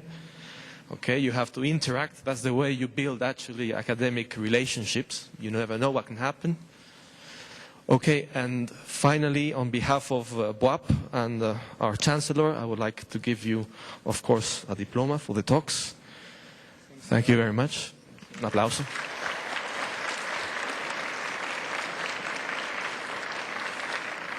And here come the traditional sweets from the Vice Chancellor. And now ask for a friend, because the books come here. The books of the city. Okay. Okay. So, okay, and thank you very much for your talks. And finally, yeah, we'll come back in 15 minutes, 11 o'clock. Okay, there's a coffee break now.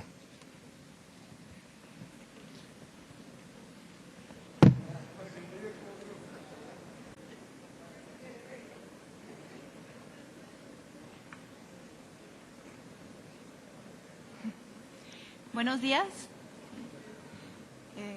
Good morning. It's a pleasure to introduce you a Dr. Christian Bonhomme from Química de la Materia Condensada de París. No se oye.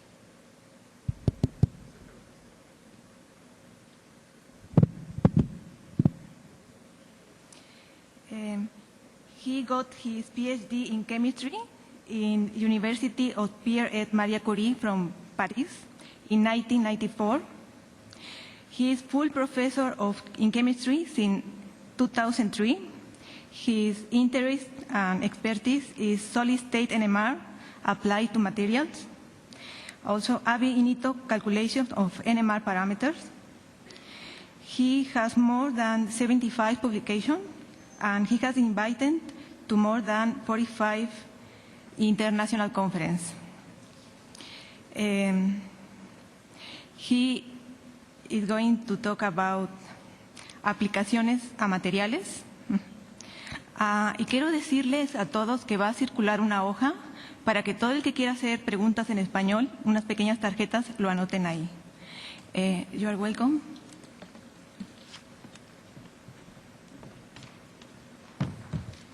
Thank you.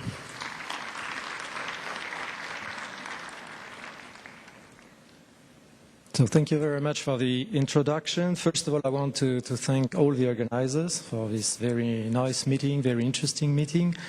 And what I want to show you for 2 hours are some applications to materials.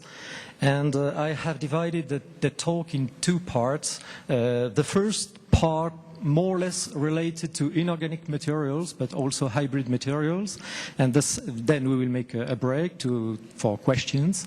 And then the second part of the talk will be devoted more specifically to bioapplications. And I will try also to make some connections between my talks and the talks already given by Francis, Jean-Paul, and Olivier, in order to make some connections between methodology and applications. So this is the outline of the 2 talks. First of all, bio-inspired materials. So these are hybrid materials involving organic parts and inorganic parts. And I will try to show you how NMR is able to connect both parts in terms of interactions. The second part will be devoted to biomaterials. I will insist on studies about hydroxyapatite and also substituted hydroxyapatite, which are really important, especially in the frame of biomaterials, bone repair, etc. I will also give you some words about ancient biosamples such as mummy fingers, and that's really amazing. It's possible to analyze by NMR such very odd, I would say, very odd biosamples. And finally, the second part of the talk will be related to biosolids. So what we are doing in our lab in Paris is a sort of combination of, first of all, advanced solid-state NMR techniques, and tomorrow I will talk mainly about multinuclear NMR and multidimensional NMR. And I'm really sure that you are convinced that by playing with interactions, by playing with rotations of the samples, you can retrieve resolution, you can have information about the isotopic chemical shifts, so it's very important for chemists, but also you can reintroduce the interactions, and that's really the main point, so you can measure distances, for instance, between spins. I will show you also that it's possible to calculate ab initio all the NMR parameters we are dealing with. Not only the isotropic chemical shift, but also the whole tensor, chemical shift and isotropy tensor, also the quadrupolar tensor, as already mentioned by Olivier this morning. Also the J tensors, the J coupling constant is a tensor, it's not only an isotropic part. And also we can have a very precise look at the relative orientations of all these tensors, and also the orientations of these tensors when compared to the crystal system. What about amorphous samples? You know that, for instance, when you are working at a surface, for instance, at the surface of a silica nanoparticle, you know that this surface is more or less amorphous, and if you have interactions between, for instance, organic molecules and the surface, this is called a hybrid material, then you want to do NMR, and the idea is to make a model. So first of all, we need a model for these interactions between the organic ligands and the surface of the nanoparticle. So that's why during the last couple of years we put a lot of effort to model surfaces by using, for instance, DFT code such as VASP. What I want to show you is that in material science, it's really important to combine all these aspects, not only methodology and solid state NMR, but also first principle calculation and modeling of the structure. So I will give you a first example dealing with hybrid materials based on molecular recognition through H bonding.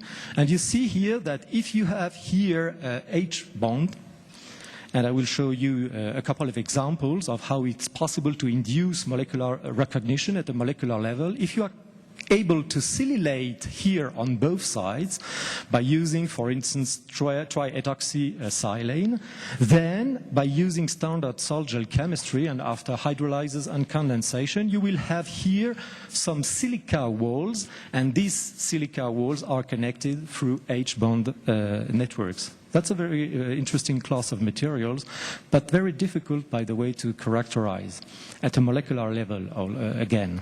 So what is the idea? The idea is that we want to characterize this molecular recognition through H bonding. And as Jean-Paul already told you yesterday, there is one nucleus which is really good for that. It's proton. Because proton is sensitive. It's a high gamma nucleus. It's a very abundant nucleus, almost 100%. So in terms of sensitivity, it's an ideal candidate. The problem is that we have to deal with remember the lecture given by Jean-Paul, we have to deal with the very strong homonuclear dipolar interaction between protons. So first of all, if we want to have resolution, we have to average this interaction. This is not easy. Maybe the easiest way is to spin very fast, what Jean-Paul called the ultra-fast MAS, spinning up to 70, 80 kilohertz, depending on the diameter of the rotor you are using. But the idea is that I want also to measure distances between the proton, because if I have molecular recognition, then the proton number 1 should be in close connection to protons number 2. So the distance should be very short. So in a sense, I want to measure the distances between proton 1 and proton 2, and this is done by recoupling the dipolar interaction. Remember again the lecture given by Jean-Paul. So what is the interaction we are dealing with? This is definitely the dipolar homonuclear interaction, which is very strong between protons. We know now that this dipolar constant is directly related to the internuclear distance. So that's a very good point for us chemists. And we know also that we have to spin very fast, and also we will use the highest field available in order to have the best resolution. What I will show you today are results maybe we obtained 5 years ago. And I have to say that at that time it was really easy to spin at 33 to 35 kilohertz, and by using magnets of roughly 800 megahertz. Now I'm pretty sure that all these results could be refined by spinning faster and maybe at higher magnetic fields such as a gigahertz for proton. So what are the systems we are looking at? First of all, I will talk about uraidopyrimidine models and then bio-inspired materials. So, what are the motivations?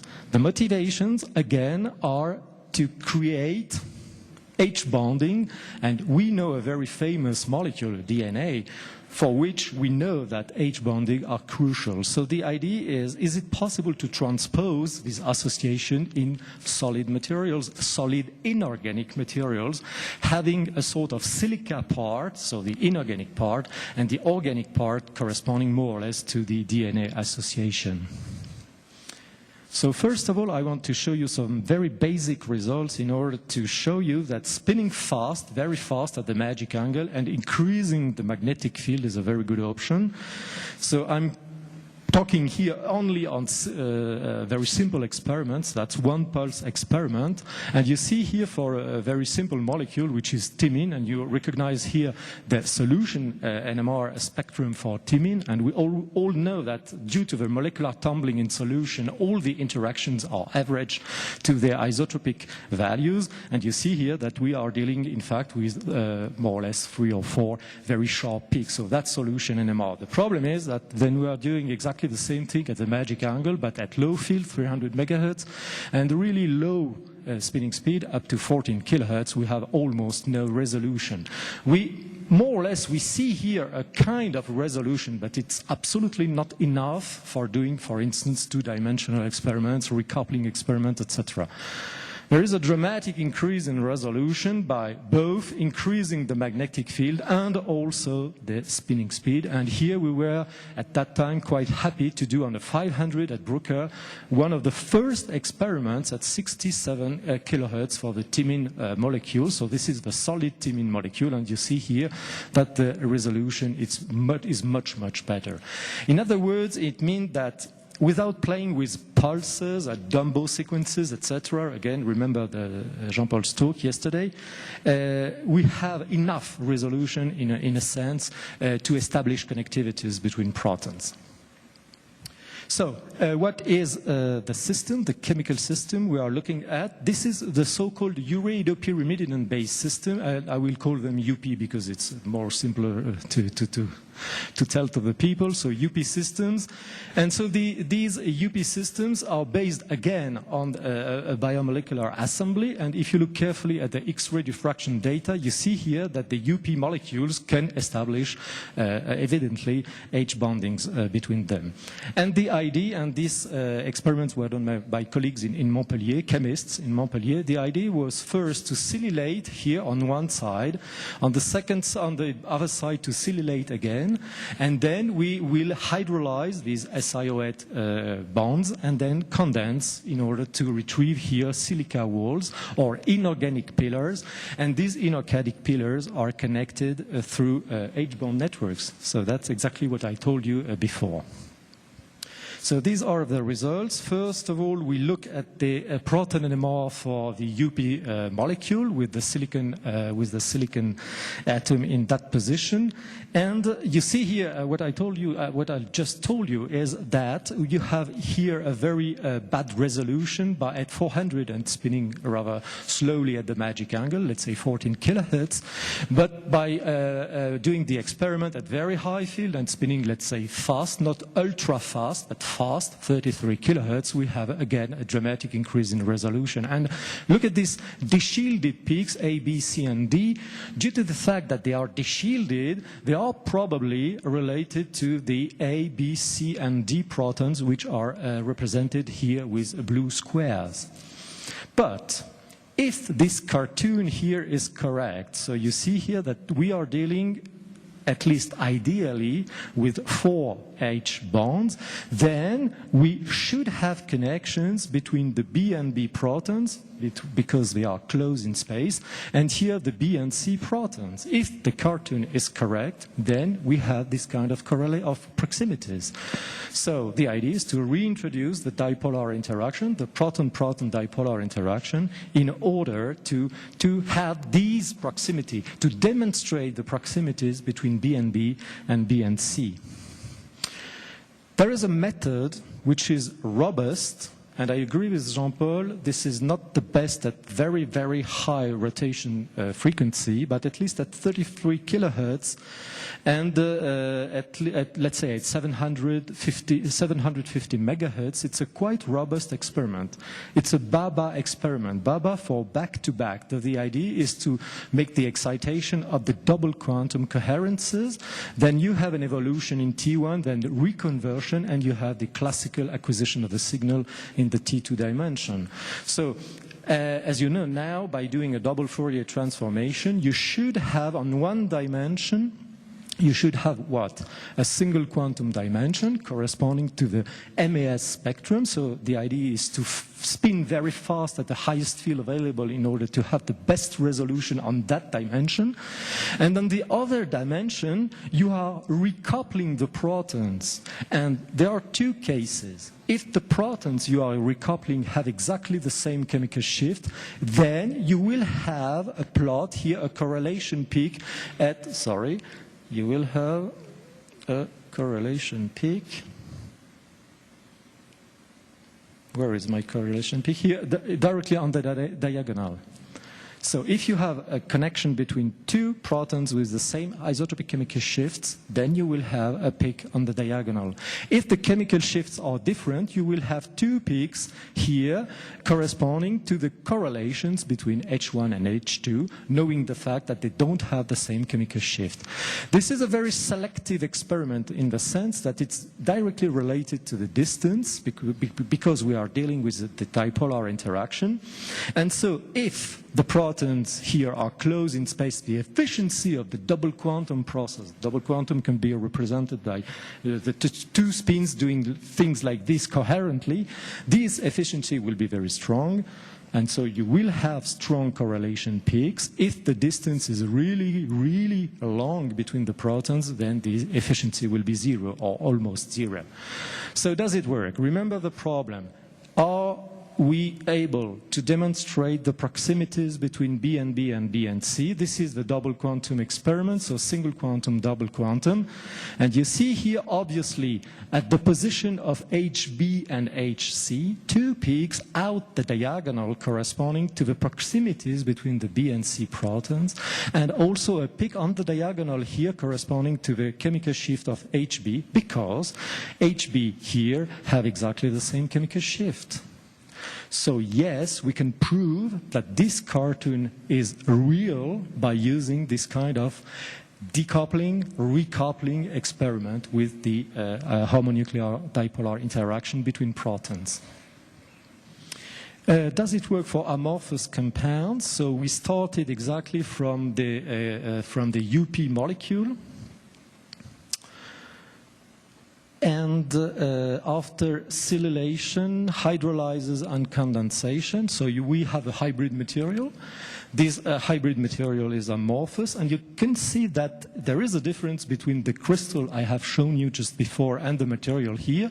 The resolution is not so good, but at least by spinning very fast at the magic angle, we have still the 4 peaks corresponding to A, B, C, and D. So the problem now is really interesting. We know that in the initial crystal structure we have the cartoon I have shown you. But now we have done some chemistry, hydrolysis and condensation of the SiO8 groups. Do we have still exactly the same association in the new solid we had created? So we did exactly the same experiment, so this BABA experiment, and we see here again the B and B correlations here on the diagonal, and also the B and C correlation outside the diagonal. So it proves us that even when dealing with an amorphous compound, we can still use the BABA experiment, which is quite robust, in order to demonstrate the H-bond networks in the final materials. I have to say that I would be very curious to use these materials and to test the new sequences shown by Jean-Paul yesterday at ultra-fast mass and compensating for CSA effects, etc., etc. This is another example, which is what I call here biomaterials or bio-derived materials. So instead of using UP molecules, which were used here as standard molecules or model molecules, we use adenine and thymine molecules. That's very interesting because it's, in a sense, it's biology. So we started from adenine and thymine and first silylated the molecules here again, and the idea was to check again the H-bond networks between adenine molecules and also in mixtures between adenine and thymine. And the answer was the following. In the case of a pure thymine mixture, we had obviously a peak here on the diagonal showing us that the NH of the thymine molecules were were engaged in strong H bonds. But when we were dealing with adenine and thymine, then we see clearly that this peak corresponding to the thymine-thymine interaction completely disappeared, and instead we had the peaks corresponding here to the interaction between the adenine and thymine molecules. So in a sense, we are now dealing with organic systems exhibiting molecular recognition, and especially in that case between adenine and thymine molecules.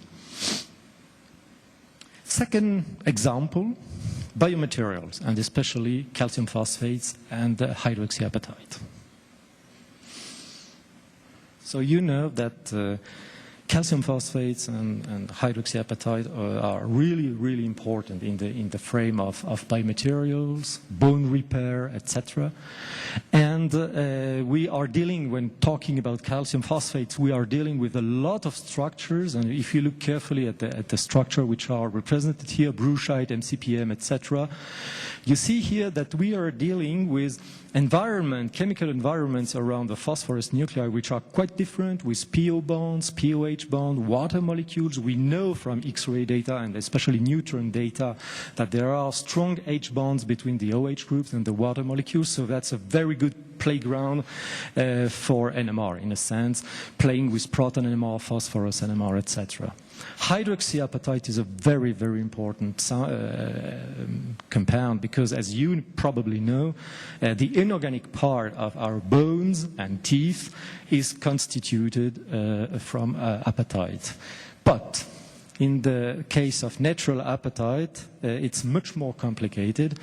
The structure, the chemical structure of the apatite does not correspond to the stoichiometric formula. It's in fact a substituted apatite. What does it mean? It means that inside the framework of the apatite structure, you have a lot of anions, a lot of cations, anions such as carbonates, for instance, fluorine atoms, OH groups, etc. But also from the cation point of view, you have magnesium inside, strontium, sodium, etc. So that's very important, very interesting from the NMR point of view. Remember that, for instance, proton and phosphorus are really sensitive, spin 1/2. So, for instance, we can use magic angle spinning in order to retrieve resolution. But what about sodium? What about magnesium? What about strontium? As Olivier told you this morning, these are quadrupolar nuclei. So we have to think about new methods which are good for the resolution for quadrupolar nuclei. For instance, DOR, DAS, MQMAS, etc., playing with the field, with the satellite transitions, the central transition, etc. So the idea is to go into this field and to try how NMR is able to show new insight in the determination of the structures of this substituted apatite. I insist on this point. The problem is to characterize substituted apatites which are disordered structures. So that's a main problem in terms of, first of all, X-ray crystallography, but also NMR. So what we did also is to investigate another field, namely the silicophosphate compounds, because it's known that when you combine silica and calcium phosphates, you are dealing, in fact, with a very interesting material in terms of biocompatibility, for instance. So we decided to synthesize a certain number of samples with SiOP bonds. These samples can be obtained by very simple sol-gel chemistry. And what is really interesting in that case is that we ended up with phosphorus oxygen silicon bonds. That was the initial goal. But in that case, and especially when you have phosphorus in the system, you can end up with silicon atoms which are 6-fold coordinated. That's very important. You have not only 4-fold coordinated atoms, silicon atoms, as it is the case in silica, for instance, but you have here 6-fold coordinated atoms, and you can imagine that the chemical shift, the silicon-29 isotopic chemical shift, will be completely different between a 4-fold atom and a 6-fold atom. So the idea is the materials, we know the materials. The materials are substituted hydroxyapatite. The idea is to characterize the phosphorus framework of the sample, but also the connectivities, for instance, between phosphorus and silicon. If we have, for instance, phosphorus-oxygen-silicon bonds, then we can use the J coupling. Remember that the J coupling constant is still here under the magic angle. And we know now, by using two-dimensional MASJ-HMQC experiment, that it's possible to have two-dimensional experiments connecting the phosphorus atoms, the chemical shift for the phosphorus atoms, and the chemical shifts for the silicon atoms. So that's quite easy, and it works really nicely. The idea also is to calculate the parameters. I will show you that now we can calculate with a quite good accuracy the parameters, including the chemical shift, the quadrupolar constant, and also the J coupling constants. And finally, again, the problem is substituted apatite. These structures are distributed in nature, so we need a model. And first of all, we have to create a model, and it will be done by using a DFT method. So, now the calculations of the NMR parameters.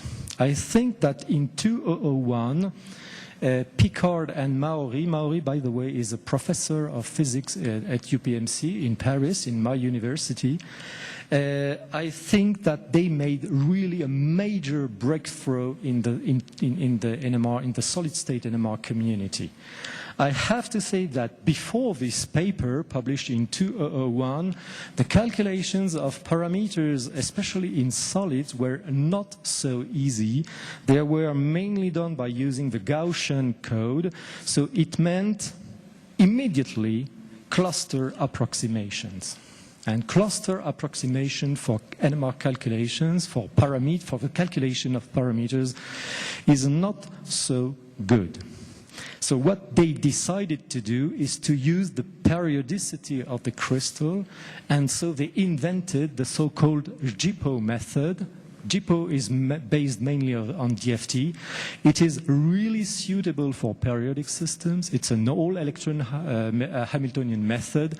And by using pseudopotential and by using the effect of the strong magnetic field on a nucleus electronic system, they ended up with the calculations, the ab initio calculations of all the tensors which are represented here.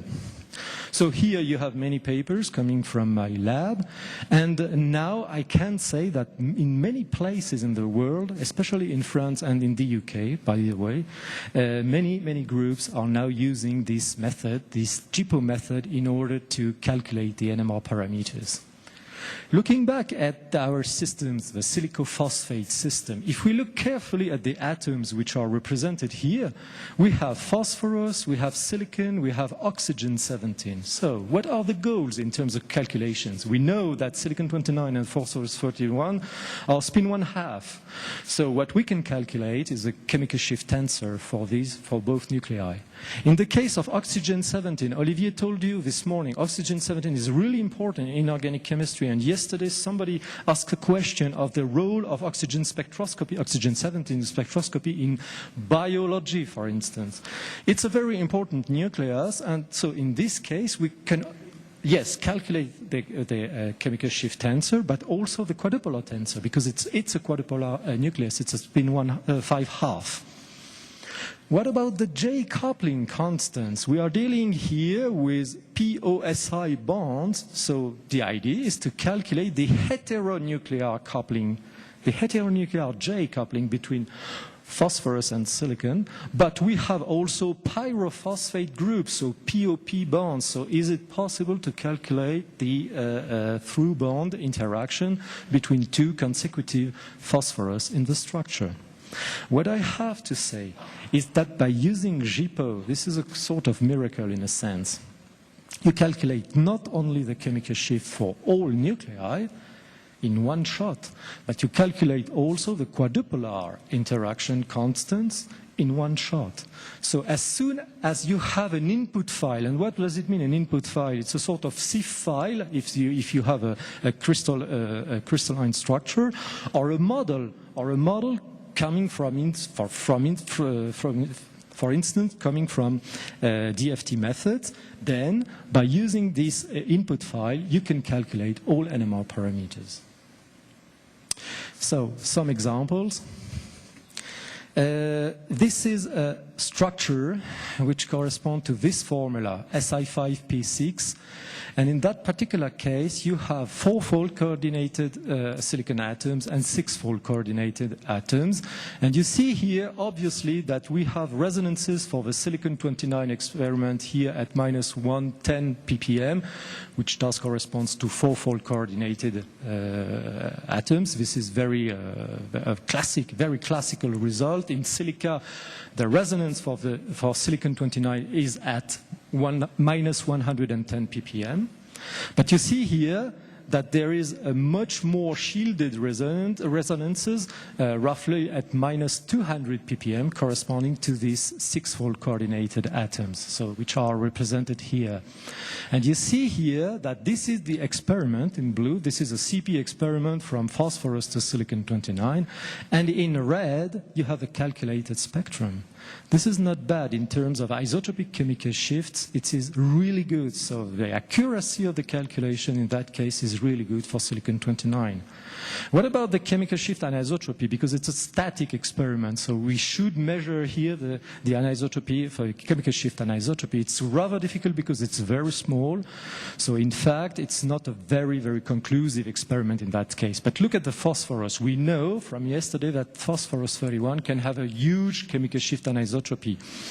So we decided to analyze this sample again with one phosphorus site here by using slow MAS spinning. Why slow MAS spinning? In order to retrieve spinning sidebands, and from the intensity of the spinning sidebands to analyze the patterns in terms of chemical shift anisotropy. So the chemical shift anisotropy and the asymmetry of the chemical shift tensor. So in green you have the experimental spectrum, which is represented here. So you see the isotopic chemical shift and the spinning sidebands corresponding to the chemical shift tensor. And in red, you have the calculated spectrum obtained by JIPO. And I'm sure that now you are convinced that yes, we can calculate the isotopic chemical shift with a great accuracy in that case, but we can also calculate with great accuracy the whole spectrum, meaning that you can calculate the whole chemical shift anisotropy tensor, not only one value, one particular value of the tensor, which corresponds to the average of the principal values of the tensor, delta 11, delta 22, and delta 33, but you can also calculate individually delta 11, delta 22, and delta 33. An example I like really much, very much, because first of all, it was done with Jean-Paul many years ago. And secondly, it's a nice story in the sense that the experiment failed completely. And I will tell you the story.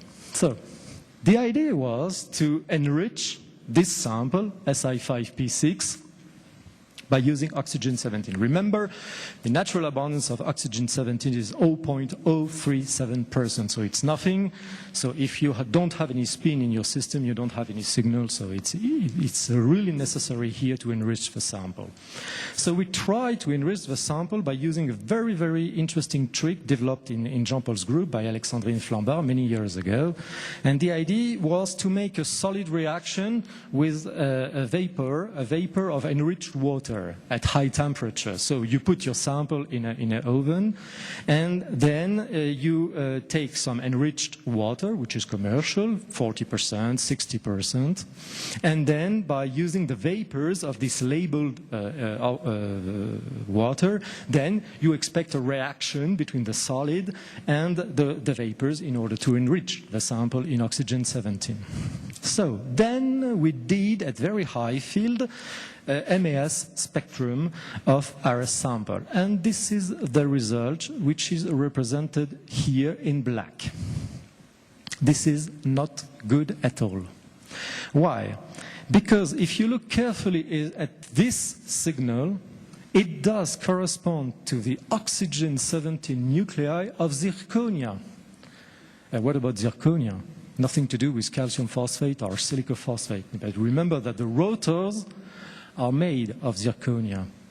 So our signal here is the intensity of our signal is of the order of magnitude of the natural abundance oxygen-17 spins in the rotor. In other words, the experiment, the enrichment experiment, completely failed. So what to do with this spectrum? It's quite broad. We know from the crystallographic data that we have at least 1, 2, 3, 4, let's say 5 crystallographic sites for oxygen-17. And remember, it's simple MAS. And this morning, Olivier told you that when you are dealing with the quadrupolar nucleus, which is broadened to the second order, the magic angle spinning is no more magic at all. It can reduce a little bit the line widths, but it does not suppress completely the second order interaction. Remember, you have to manipulate the spin system in a more tricky way. DAS, DOR, or MQMAS. So here we are dealing with a spectrum corresponding to 5 crystallographic sites which are broadened to the second order by the quadrupolar interaction. So what we did is to calculate ab initio the parameters.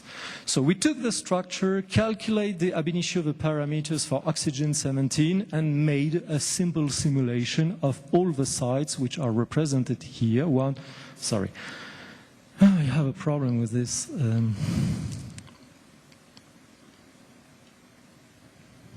Yes. Sorry. So we have here the 4 contributions corresponding to SR5P6 and the sum, which is represented here in red. And you see here that even if we don't have the ultimate resolution, because we are only using the magic angle spinning, you see that there is a quite good agreement between the experimental data and the calculated ones. We were really happy with this result, not because the experiment completely failed, because it was a rather expensive experiment, because we were using enriched water, but we were really happy to see that the GIPO approach was, in a sense, validated for oxygen-17 in a very complicated case.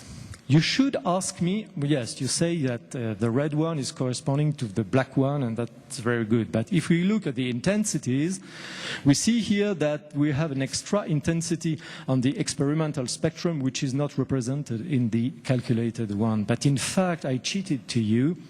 I cheated a little bit, because it's not a pure sample. It's a sample containing, yes, Si5P6, but also a part, which is not negligible, a part of amorphous silica. And in that case, if you take the spectrum, the oxygen-17 spectrum corresponding to amorphous silica, you see here that it does correspond to this contribution, which is represented here in green. And if you add this contribution here, you see here that you have exactly the extra intensity at that particular chemical shift range here. What about proton NMR? That's very important also, to calculate the proton parameters. So in that case, we take a standard model, namely bruchite, and you have here the structure of the bruchite. If you look carefully at the crystallographic structure, you have one unique crystallographic site for phosphorus-31, and you have many protons here corresponding to POH and H2O molecules. Okay. So first of all, we calculated the parameters for the first phosphorus-31. We did a static experiment. Why? Because we were dealing with one unique site, so it's easy to record a static spectrum in order to extract the whole tensor. So this is the experimental spectrum, and you see obviously again that in the case of phosphorus-31, we have a very nice agreement between the GIPO calculated data and the experimental ones. What about protons? You see here the experimental spectrum. This is not a very a highly resolved experiment, because we used at that time the simplest experiment, so spinning fast at the magic angle and at very high field. But nevertheless, it was possible to extract at least 3 contributions. One rather sharp peak here corresponding to deshielded resonance around, let's say, 12 to 13 ppm, and 2 broad peaks here between, let's say, 2.5 and 7.5 ppm. So the idea was to look at the structure. We have protons coming from the POH group and also protons coming from the water molecules. And this is the JIPO calculated data. This is not bad, even if the resolution is not exceptional, okay, on the experimental point of view. First of all, you see that the POH resonance here is in clear agreement with the experiment. That's a very good point. Because when we started with the initial structure published in the literature, it was completely wrong. What does it mean? It means that by starting with the crystallographic structure, the first peak here was at 23 ppm, completely out the range for protons. And when we decided to relax the structure, what does it mean to relax the structure? To modify a little bit the positions of the protons in the structure, then we ended up with the POH group here around 11 ppm in close agreement with the experiment. What does it mean in other words? It means that if you combine the calculations with the crystallographic data, you can improve the crystallographic data by looking at the NMR parameters. As soon as you have a good agreement between the calculated data by JIPO and your experiment, it means that the location of the protons in the structures is really good. It means that the model you propose, the new model you propose, is in good agreement with experiments. It's really strange also with protons corresponding to the water molecules. At that time, I was pretty sure that all chemical shifts would be quite the same for H2, H3, H4, H5, because we are dealing with protons of water molecules, and I didn't see why we should have differences in chemical shifts for protons corresponding to the same molecules. It was completely wrong. Completely wrong because these water molecules are involved in H bonding. And depending on the H bonding, the chemical shift of the proton will change. Or in other words, it means that the chemical shift for protons is really, really sensitive to H bonds. And you see here that obviously the 4 contributions corresponding to the protons of the water molecules, these contributions have different chemical shifts, and these chemical shifts, the calculated ones, are in good agreement with the experimental ones. So what does it mean?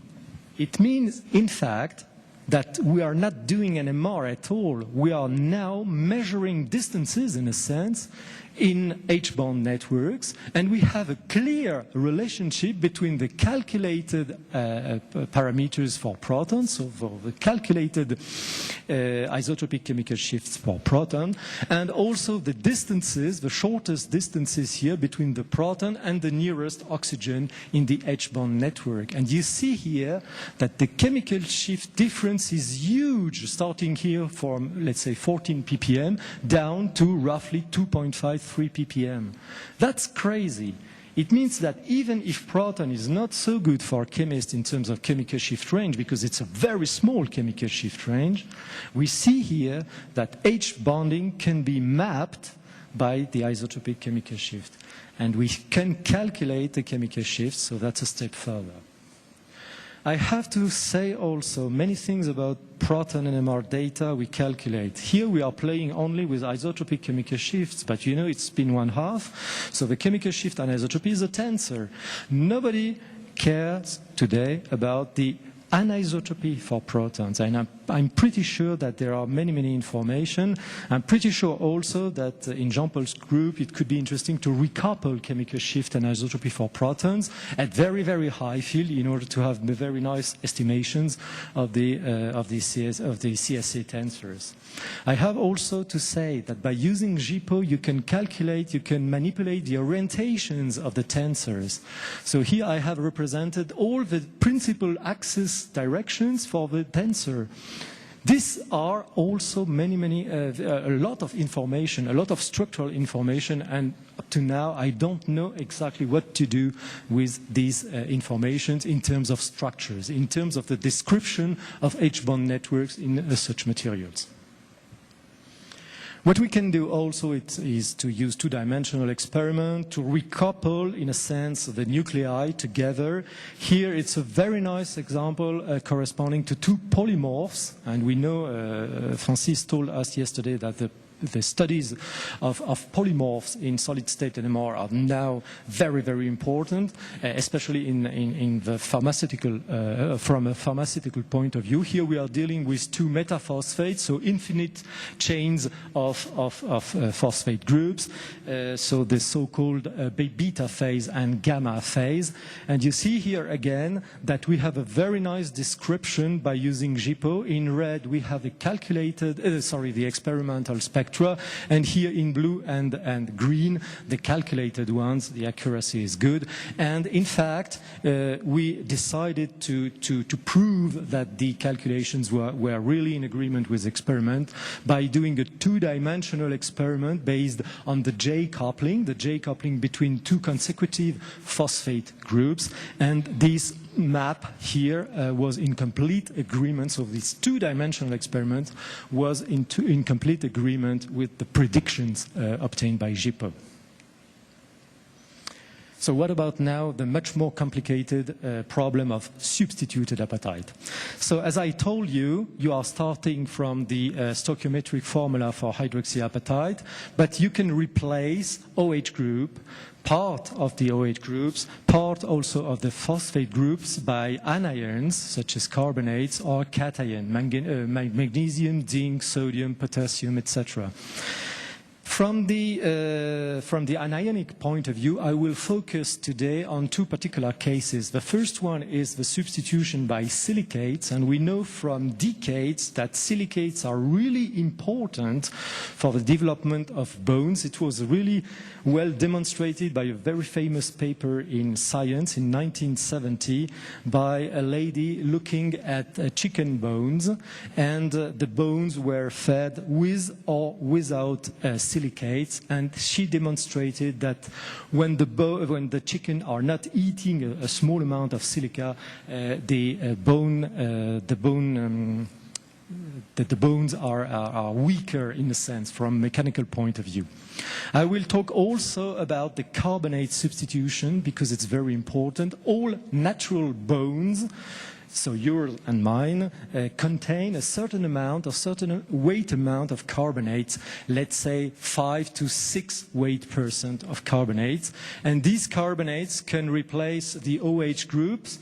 This is what we call a substitution, or they can also substitute the phosphate groups, and this is what we call a B-type substitution. So first of all, substituted apatite with silicate. There is a major problem in the literature. The major problem comes from the fact that many research groups claim that the silicates are inside the structure, inside the hydroxyapatite structure. So we decided to implement a sequence, an NMR sequence, which could answer this particular problem. When we are looking at silicates, are they really inside the structure or outside the structure? And we know that the dipolar interaction, let's say between proton and silicon, is a good way to check the proximities. And we know also that one of the best sequences to, in a sense, recouple the heteronuclear dipolar interaction is CP, cross-polarization.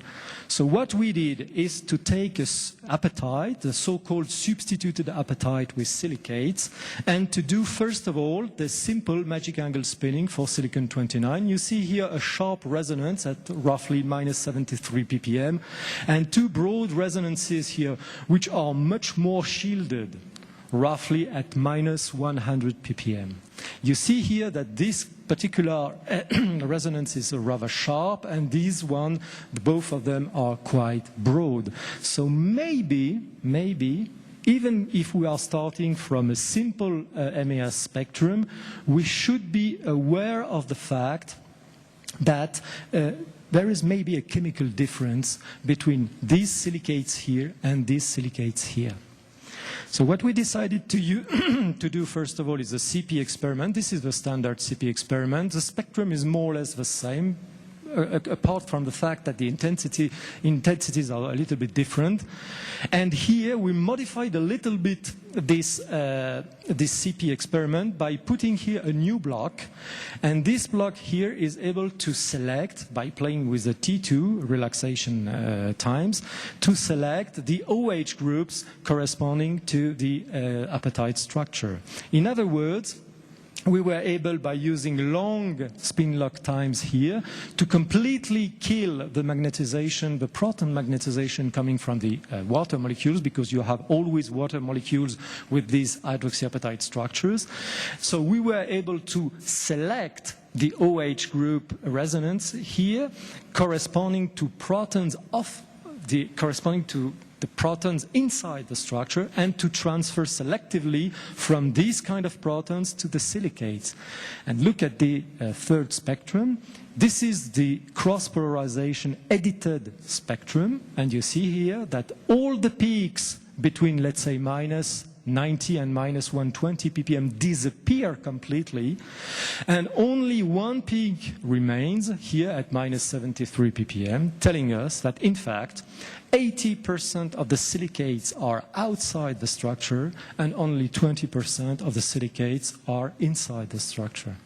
So in other words, what the vendors are selling you is a mixture of substituted apatite, I agree, and also 80% of amorphous silica. What does it mean? It doesn't mean that the sample has no effect from the biological point of view. Maybe that's the trick. It's maybe the close association between substituted apatite and nanoparticles of silica, which is really good for health in a sense. But from a spectroscopic point of view, they can't sell you the fact that all the silicates are inside the structure. The whole part, the main part of the silicates are outside the structure. This is a very simple experiment, by the way. It's not very, very advanced. It's a simple CP, but you see here that we were a little bit smarter. We put an extra block in order to select one kind of protons during the experiment. There are other methods to do this, for instance, echoes, or I don't want to go into the details of the sequences. What we have done also in the case of carbonated substituted apatite is to make the synthesis with fully enriched carbonates in carbon-13. The synthesis is rather easy. You have here the protocol, and we end up with very nice spectra here corresponding to the carbon-13 CPMAS experiment. We have at least 4 peaks, depending on the resolution on the spectrometer. The resolution is much higher when the field is also much higher. Why do we have many sharp peaks? Because we are dealing with both A and B substitutions. Remember that the carbonate can be in the A site, but also in the B side corresponding to the phosphates.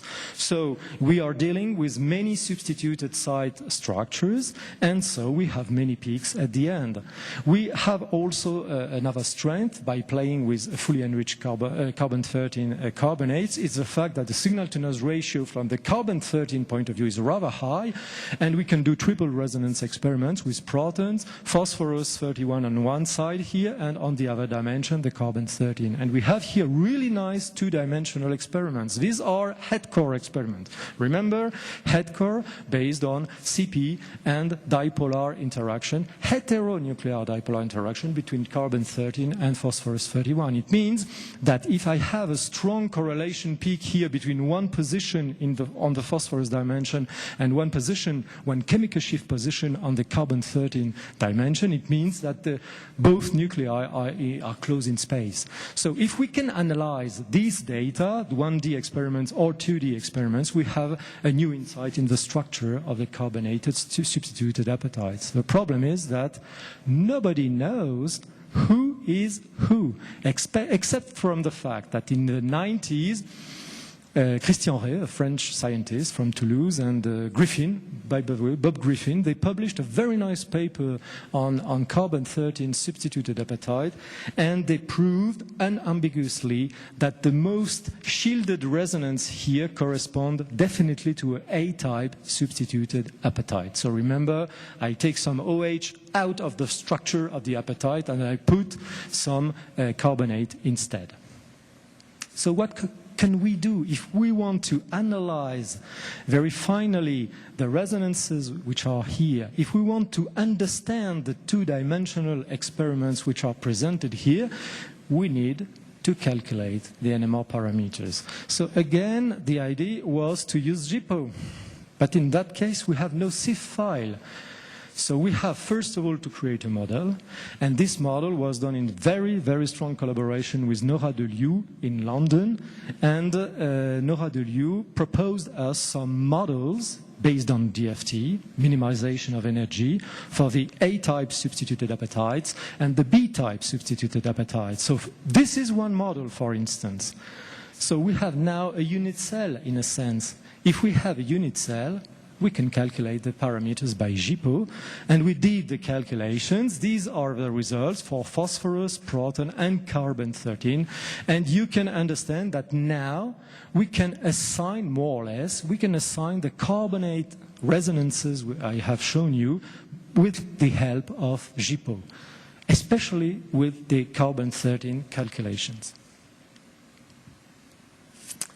I switch now to a nucleus I like. It's calcium-43. Important too. Important. Why? Because first of all, when you are talking about calcium phosphates, you are talking about phosphates for sure, but also about calcium. So what about calcium NMR? Not so easy.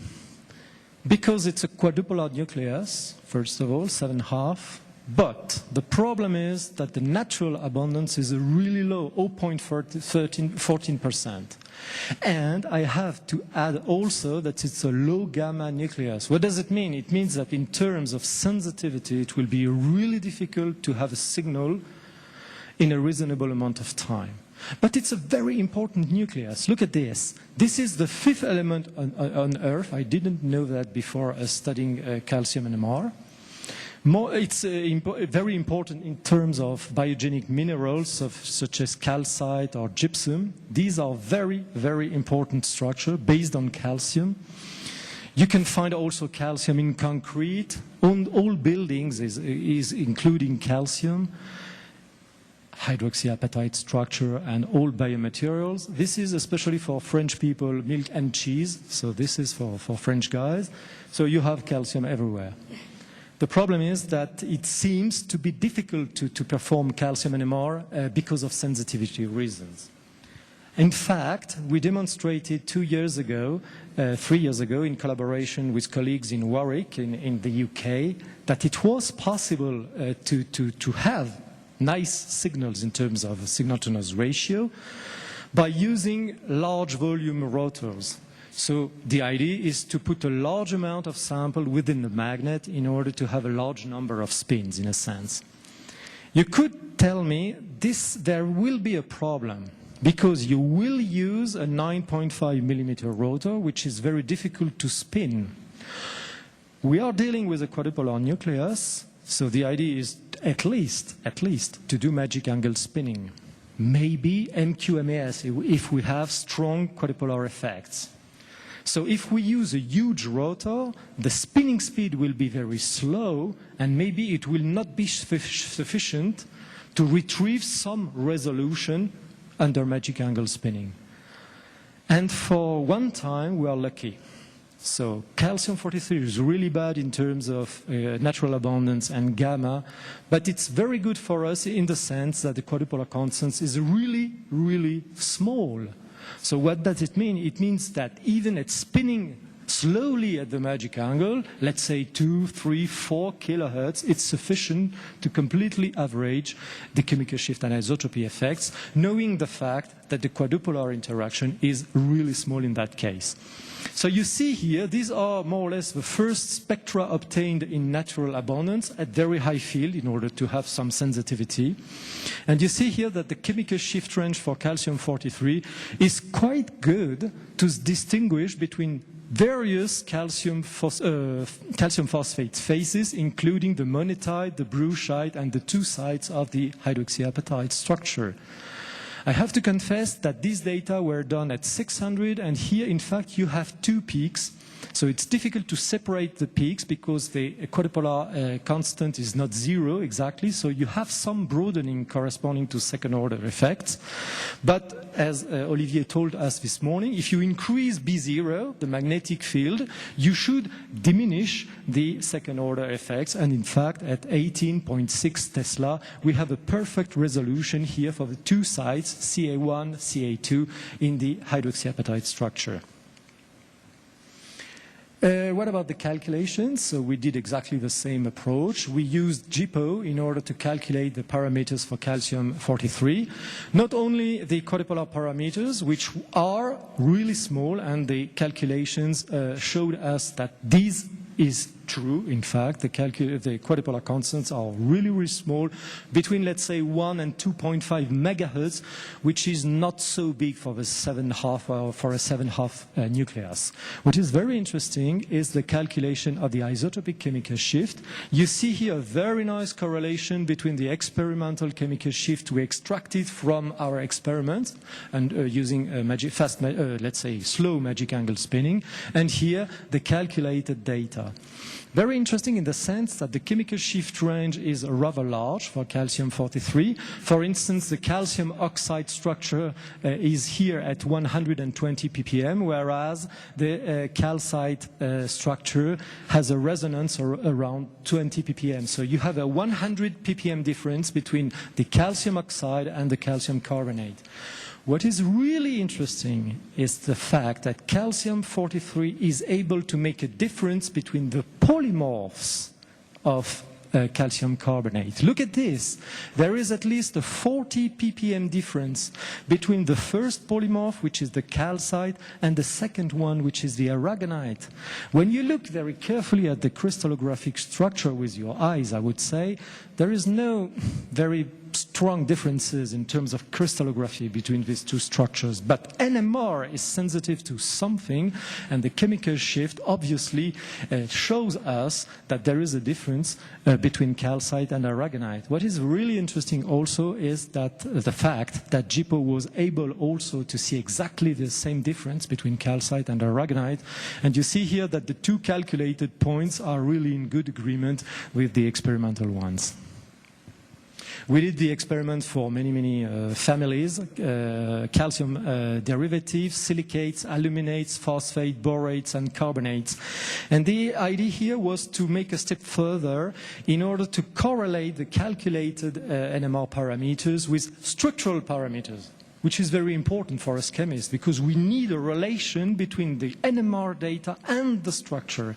And we ended up with these quite interesting correlations relating the calculated isotopic chemical shift for calcium-43 and the average distance between the calcium atom and the first oxygen neighbors which are around this calcium atom.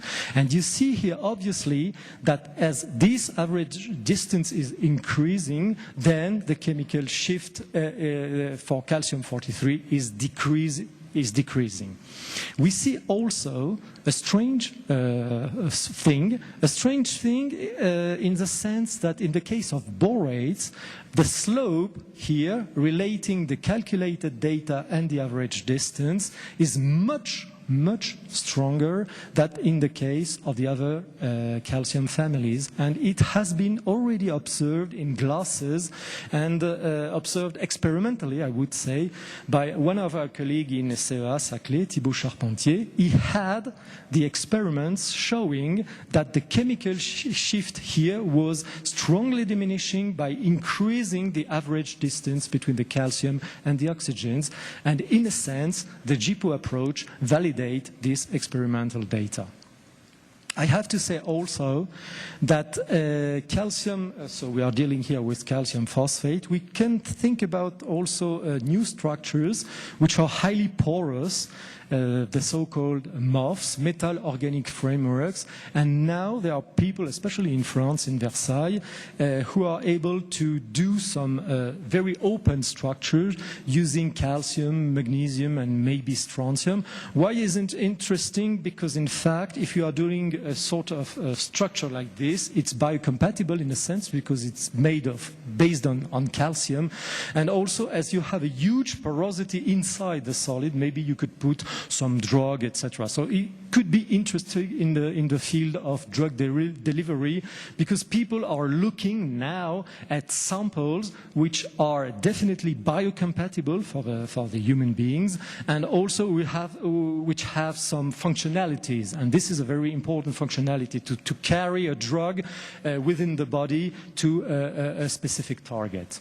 I have also to say that all these experiments were done in natural abundance. What about enrichment? It's possible to enrich, to label the samples by buying enriched calcite, so calcium carbonate. The problem is that it's really expensive. Be careful. It's much, much more expensive than water enriched in oxygen 17. It's 50 euros roughly per milligram of sample. It means that if you want to fill a 4 millimeter rotor completely, so playing with, let's say, 70 milligrams of sample, at the end you will have a very expensive sample in your hands. So be careful. Don't break the rotor, don't crush the rotor by doing fast spinning MES, etc., etc. My colleague in Montpellier, Daniel Laurencin, made a beautiful paper in JAX 2 or 3 years ago demonstrating an MQMAS experiment, so a two-dimensional experiment devoted to the suppression of second-order quadrupolar burning, as Olivier told you this morning. And it's a two-dimensional experiment, so it was impossible by using natural abundance samples. And she was able to enrich the sample 60% in calcium-43, and in that case it was really easy for her at high field to separate the two lines corresponding to the sites CA1 and CA2 which are present in the hydroxyapatite structure. One slide to finish the first part of the talk, then we will have questions. What about ancient biosamples? So I had the opportunity to study and to play a little bit with the mummy finger, which is presented here. And the idea, so this is me opening the box for the first time. It was a very strange feeling. Very strange feeling because it's not a synthetic sample. It's really, in a sense, it's life. It's life, it's death and life. And so it came from Egypt. And the problem was the following. You know that in the ancient times, in order to mummify the bodies, the Egyptians were using a process based on natron. And natron is a mixture of sodium chloride, sodium carbonate, hydrogen carbonate, and sodium sulfate. And the idea was to demonstrate that the sodium coming from natron could enter the hydroxyapatite structure. So that's always the same thing. Are we able to detect the presence of sodium atoms within the structure of the apatite? A side, B side substitution, or maybe both of them, A and B. And so that was the question, really nicely answered by Bernard Blumich in Aachen by using a sodium imaging of the mummy finger. And I don't know if I have a slide corresponding to, no, this is obviously the last slide. The last results I have done maybe several months ago show that there is obviously a large amount of sodium within the finger. And what I have in mind now is to prove that sodium is really inside the structure. Remember the problem with silicates. It's one thing to have a large amount of sodium in a sample or a large amount of silicates in a sample, but we have to prove that the sodium is inside the structure, as it was the case with silicates. And maybe you remember the experiment we have done. We selectively take took the magnetization of protons coming from the hydroxyapatite and transferred this particular magnetization to the silicates. And here, that's exactly the same thing. What I'm trying to do now, it's a triple resonance experiment between proton and phosphorus. So I'm sure that I am selecting the phosphorus coming from the apatite structure and then make a second transfer from phosphorus to sodium in order to extract only the sodium contribution corresponding to the sodium atoms which are really inside the structure. With this, this is the end of the first part, questions, and then we will now switch to the second and last part. I thank you for your attention.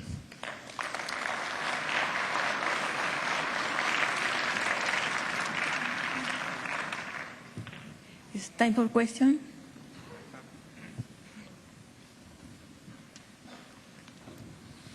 Yes, I have two questions.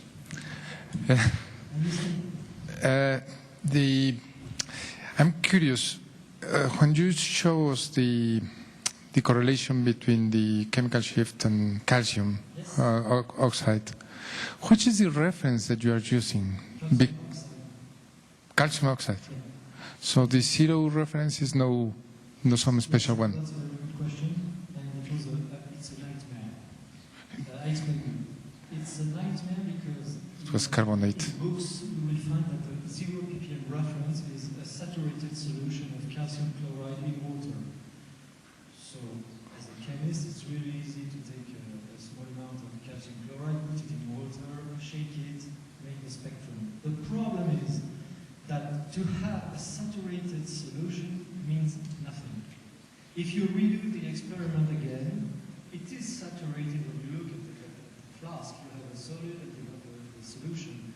If you redo the experiment again, you have a difference of 10 to 20 ppm. 10 to 20 ppm, 10% of the chemical shift, which was a nightmare. We had, and then especially the Delaware, she had to redo all the experiments again because of that. So what we decided to do is to really specify this particular problem in our paper, first of all, and to use a secondary reference, which is calcium oxide, which is at roughly 102 or 3 ppm, I don't remember exactly. So you use calcium oxide as a secondary reference, because it's much more easier in your lab to take a powder of calcium oxide, put it in the magnet, and then put the right chemical shift. I don't recommend you to make your own calcium chloride solution. Okay, thank you. And the second question that I have is related with the last slide. Did you, for the mummies, to see if the sodium is inside the hydroxyapatite, it's not easy to make a model. To make a model and to see what is.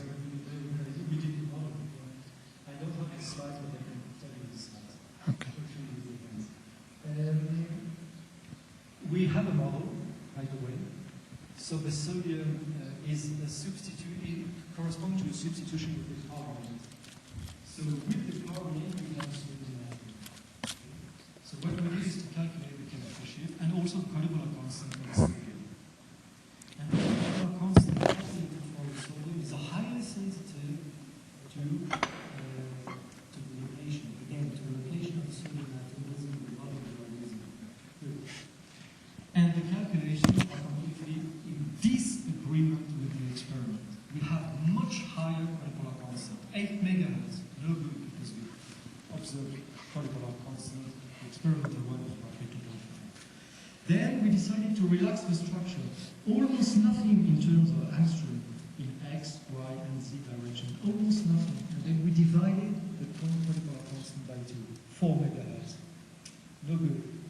And I had exactly the same talk with you 1 week ago in Versailles, and Francis told me that, but what about the water molecules? And that's right. Maybe we have water molecules because sodium, that's it. With the hands it's easy. Remember the talk by Olivier? As soon as you have a high symmetry around the sodium atom, you will decrease molecular interaction.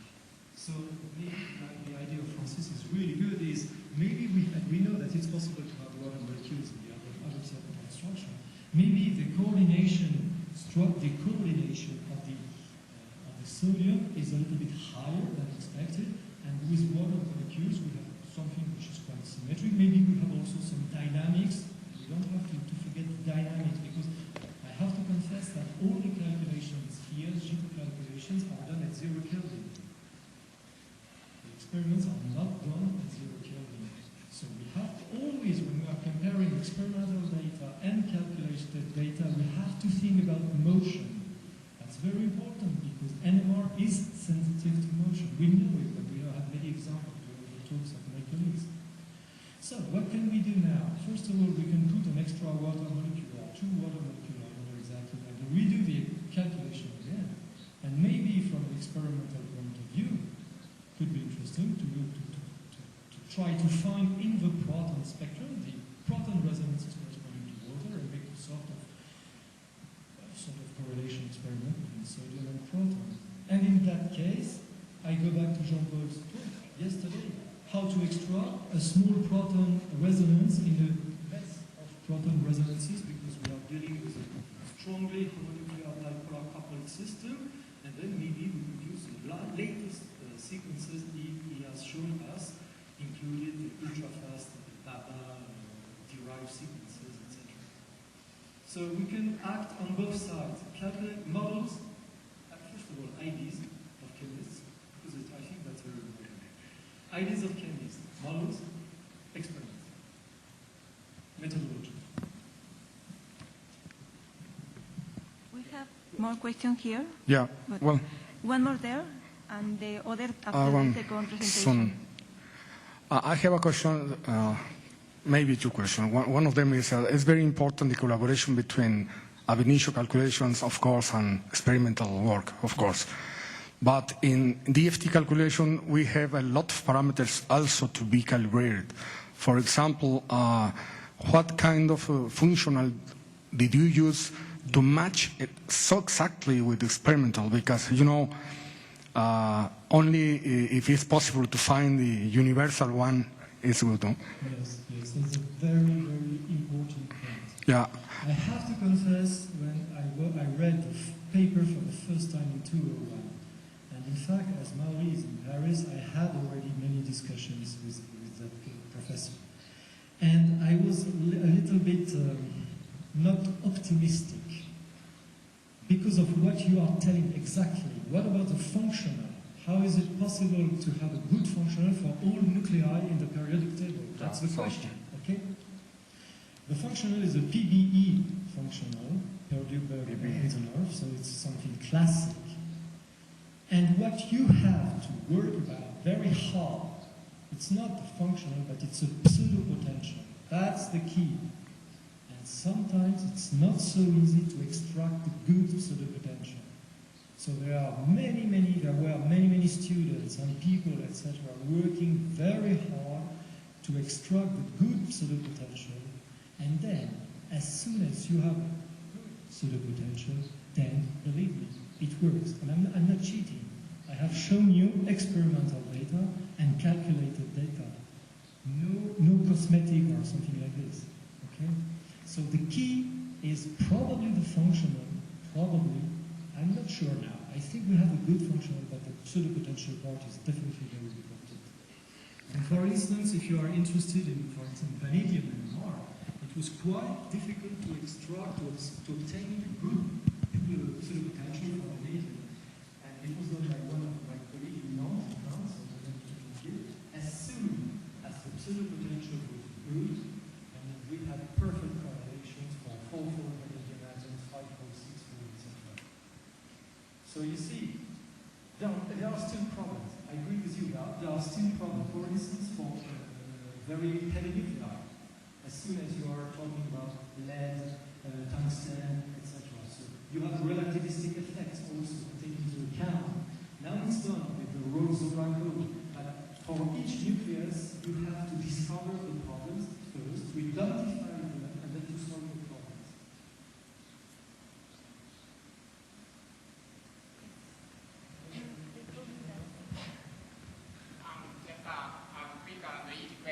How long does it take to calculate Okay. So it takes, sorry, you didn't mention that. You can't do this on your laptop, for sure, or maybe in 20 years, it's not going to be. You have to use supercomputers, and all the calculations were done with this, which is a supercomputer center, the CNRS center, in Paris. It depends a little bit, the question is very interesting, it depends a little bit on the number of atoms you are dealing, the number of electrons, in fact, you are dealing with. But let's say, what is really fast to calculate, really fast, is CQ eta Q. So the electric field gradient of the properties, very fast. It means a couple of hours, let's say. A couple of hours. It's a little bit longer, let's say 20 to 24 hours, depends for chemical shift and isotropy. It's much more longer for Jacob, for instance.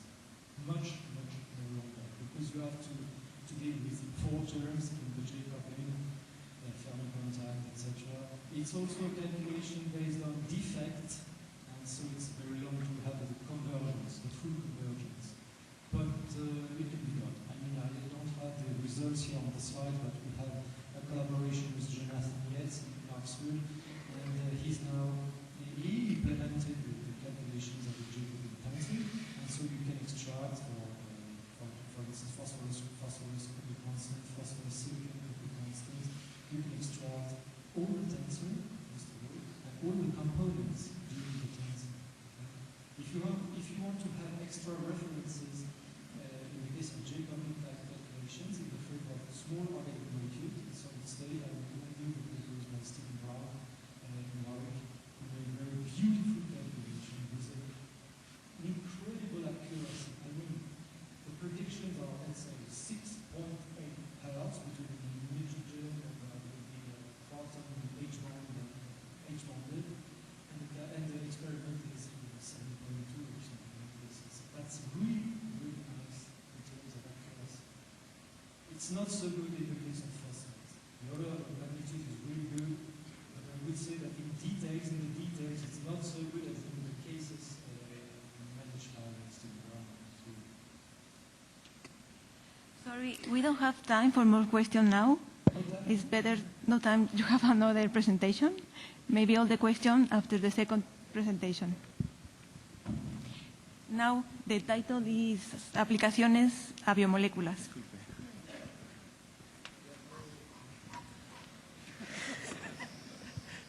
Questions? No? I'm pretty sure there are questions. Okay, second part. Second part of the talk.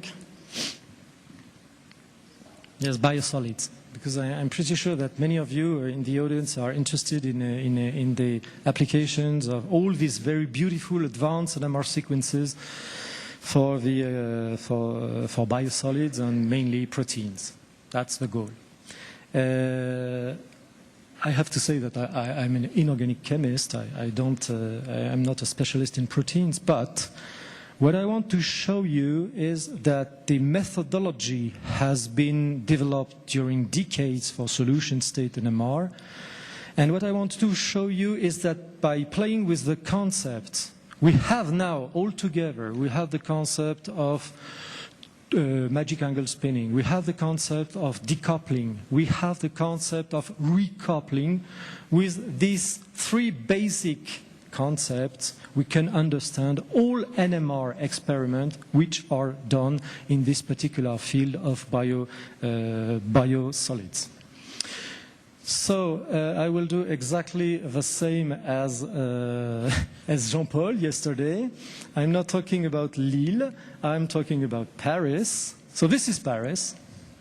Okay, this is my university, Paris 6, and this is the NMR team with colleagues, former PhD students, and a very good friend of mine, who is a researcher now in CNRS researcher in Montpellier, in France. And I have shown you many spectra, calcium spectra, oxygen spectra, coming from Daniel Laurencin's studies in Montpellier.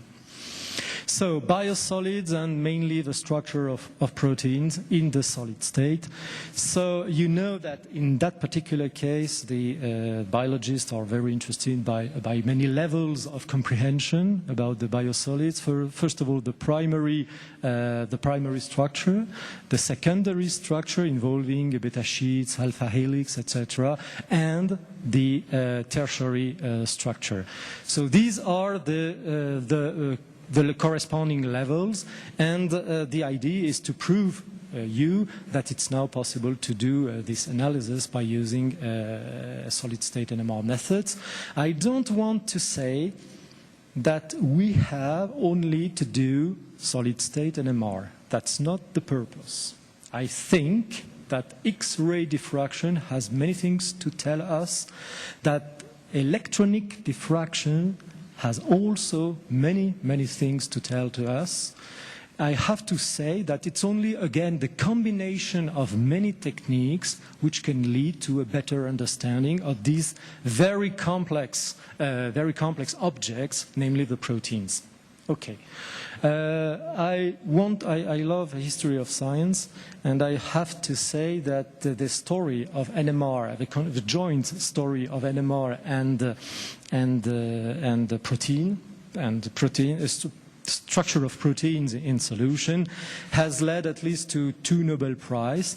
First of all, in chemistry, in 1991 with Richard Ernst, and everybody knows in this audience that he invented the fast Fourier transform method for NMR, and also he developed the 2-dimensional, 3-dimensional concepts, which were crucial to interpret the very complex spectra you get in the case of proteins, in proton and carbon-13, etc. I have to say also that a very brilliant researcher, Kurt Wüttrich, earned also the Nobel Prize in 2002 and in chemistry. And if you look carefully at the title of his prize, for his development of NMR spectroscopy for determining the 3-dimensional structure of biological macromolecules in solution. It means that by combining the discoveries of Ernst and Wüttrich, we are now able, by using standard, I would say standard solution state NMR, we are able to extract the structure of complex biomolecules.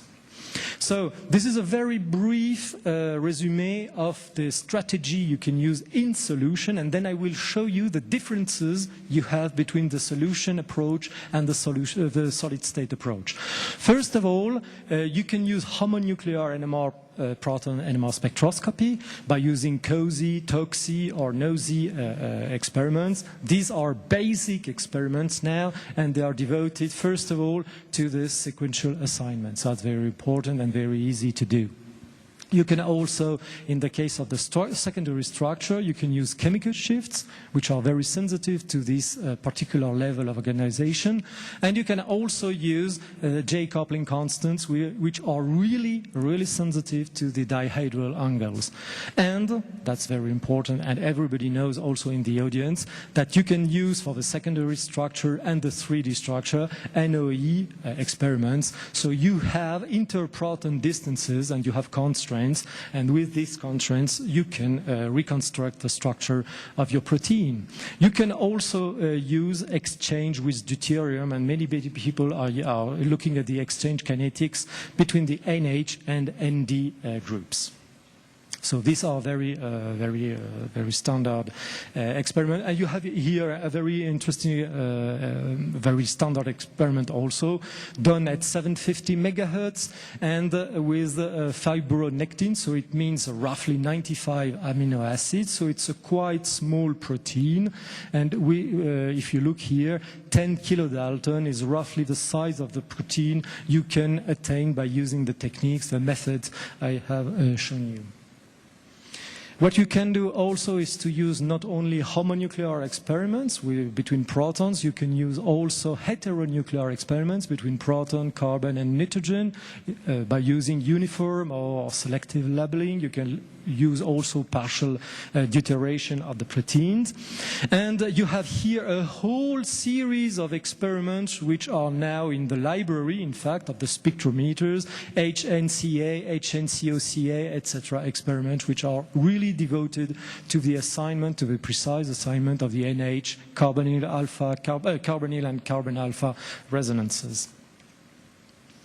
You can use also for bigger objects. You can also use the coupling constant and also the predictions. That's very important. The predictions of the torsion angles. So that's something that you can do now with softwares. And you can use also a combination of TOXI correlation combined to HCCH standard experiment in order to have a 3D edited spectrum. This is an example of what we can do now. So we are pushing the limits, and I think that maybe the most beautiful experiment published in the last 15 years is due to Wüthrich and Pervushin, and this is namely the TROSY experiment. And the TROSY, you have here the difference between a TROSY experiment and a standard COSY experiment. No problem, you have again a resolution which is huge, and it was really with these TROSY experiments a new avenue for the implementation of NMR sequences for the determination of very, very big biological objects. I think from a historical point of view, it was published in 1998, the TROSY experiment, the TROSY effect. I'm pretty sure that Kurt Wüthrich earned the prize, the Nobel Prize in Chemistry in 2002. I'm pretty sure that this is one of the parts of the Nobel Prize, this TROSY experiment at very high field with the gain in resolution, which is really huge and pushed definitely the limits of solution state NMR for the determination of biological structures. So, to be continued, because in fact you see a recent or more or less recent paper attacking very important problems with more and more bigger entities, here 1 and 10 kilodalton. Here we are dealing with complexes of proteins which are now really huge, and I think that in the next few years many methods, even in solutions state NMR, may be playing with the very high field we can attain now, more than 1 gigahertz maybe. It will be possible to invent new sequences. So, what about solid-state NMR? I have to say that the day one of solid-state NMR in biosolids correspond, from my point of view, it's maybe not true, but from my point of view, it began in Nature 2002. It was a paper by Hartmut Oshkinat and Castellani. And if you look very carefully at the title, you have exactly what we want to do. The structure of protein determined by solid state, magic angle spinning, NMR spectroscopy. And if you look carefully at the abstract, we are now dealing with the SH3 domain corresponding to a microcrystalline powder. So we are leaving completely the domain of solid solution state NMR, and we are now dealing with methods you know now. I mean, you know magic angle spinning, and if you look at the title very carefully, you see that it's obviously magic angle spinning. So why magic angle spinning? In order to retrieve resolution, in order to suppress the chemical shift anisotropies of carbons, of protons, of whatever you want, and in order to have, in two-dimensional experiments, to have a resolution on both dimensions. The problem is, and I have to say that there are two problems. First of all, why do we have to do solid-state NMR for proteins? Sometimes you can't crystallize the protein. That's the first point. So you can't get a single crystal which is suitable for X-ray analysis. First point.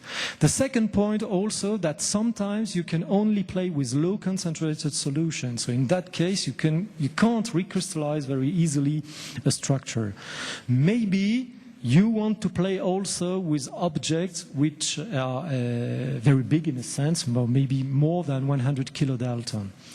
And what the people discovered very soon was the first thing, you have to prepare the sample very carefully. That's very important. It's one point to do a very fast magic angle, to implement the experiments, very advanced experiments. But you have, first of all, to have a very nicely prepared sample. So questions are open, and 2 weeks ago I was at habilitation defense in Paris, in Geoffrey Bodenhausen's lab, and the candidate was talking about the preparation of samples, of protein samples, and there are still many questions which are open. For instance, we have to work with microcrystalline powders, but one question was microcrystalline or nanocrystalline. So, for instance, she prepared different samples with big crystals, micrometric crystals, and with nanometric crystals. And she did the experiments, and these are very simple experiments to test the resolution, for instance, proton NMR or carbon-13 NMR. And in fact, it's not obvious if you gain something in terms of a resolution by playing with nanocrystalline samples. And the question was was open. I think that it's not a good thing, because in fact, when you are dealing with nanoparticles, you have a very high surface to volume ratio because you are dealing with nanometric sizes. The problem is that as soon as the objects are very small, the defects are also very important. The surface also is very important, which is not exactly the same as in the bulk of the particle. So what does it mean? It means that maybe at the end you will broaden the line due to distributions of chemical shifts. I have to say also that it raises a second question. What about the ultimate line width we can get in solid-state NMR for protons? Is there a limit? Is the limit the Dirac with almost no broadening, or is there a limit we can't push because of defects or something like this, because we are always playing with powders? So that's an open question. We have also to be careful about many things. It's one point to spin very fast at the magic angle, but remember that due to friction, you will heat the sample. Now we are no more playing with calcium phosphates. I mean, if you heat a calcium phosphate by 10 degrees or 20 or 30 degrees, it changes nothing. When you are dealing with very sensitive samples, such as biosamples, be careful with the increase of temperature. And Jean-Paul told you something very important yesterday evening. Very, very important. What we are trying to do now is experiments with low power decoupling, for instance, because if you use high power decoupling, then you will burn the sample.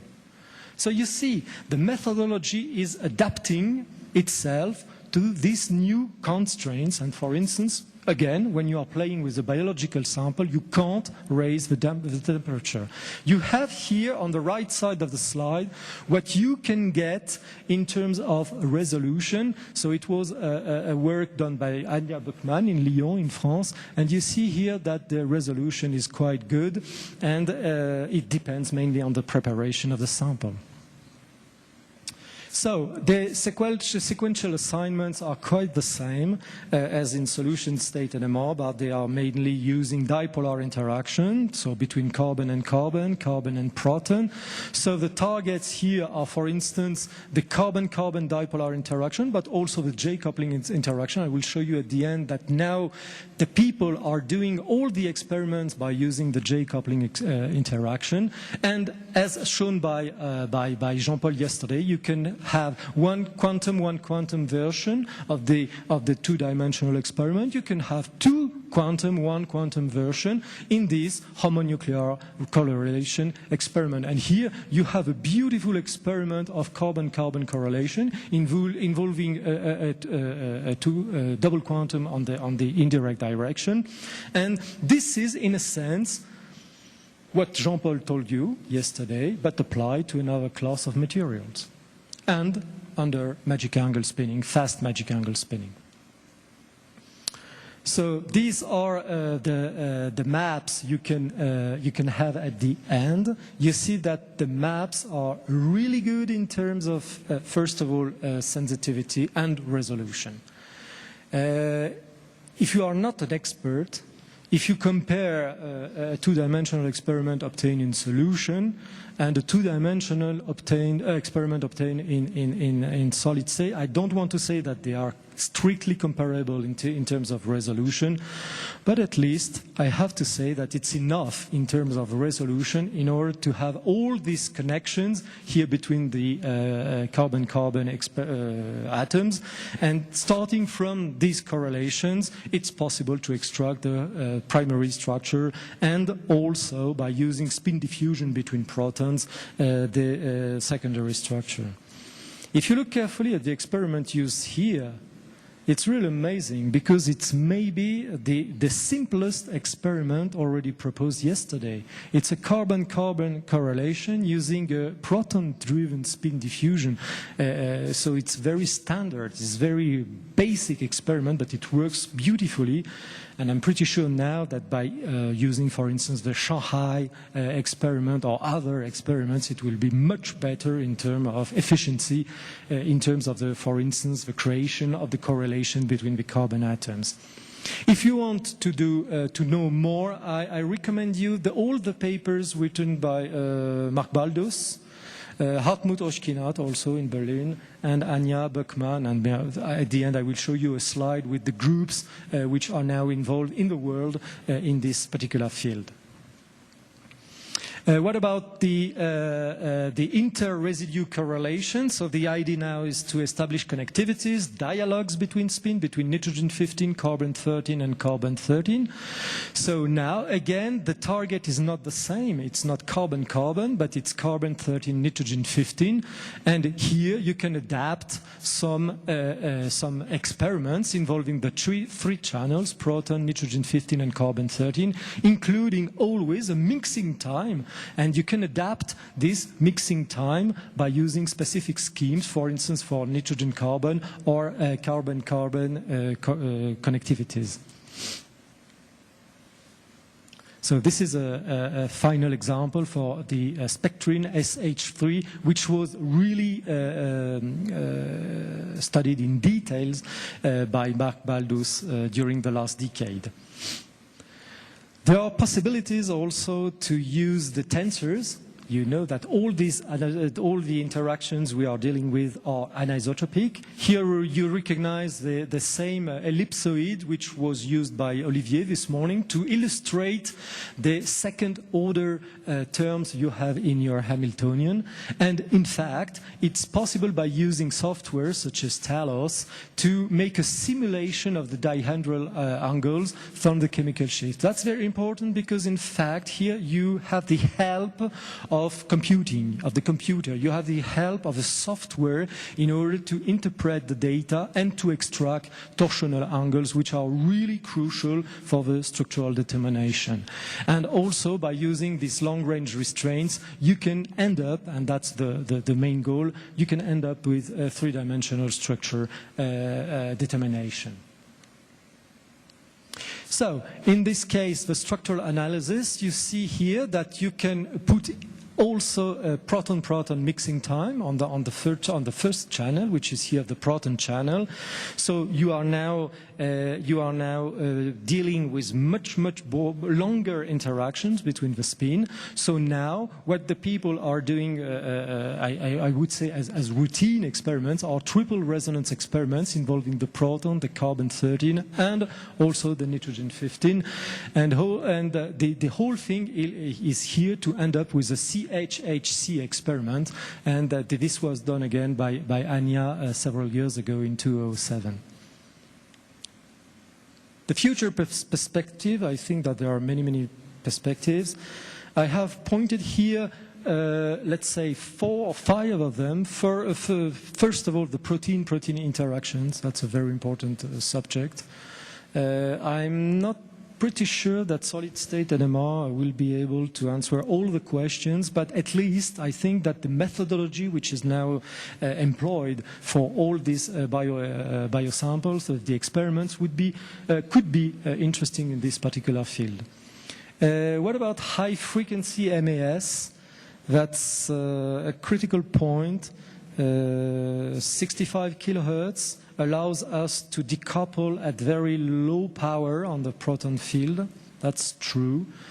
Maybe it's not a good point, and here yesterday we had a very nice demonstration of, in the last talk of Jean-Paul dealing with biology, some of the experiments are maybe better at ultra-fast mass, some of them are better at intermediate mass rate. I think that we have to adapt ourselves to these limitations and maybe do two or maybe many experiments, not only one. That's the message, I think.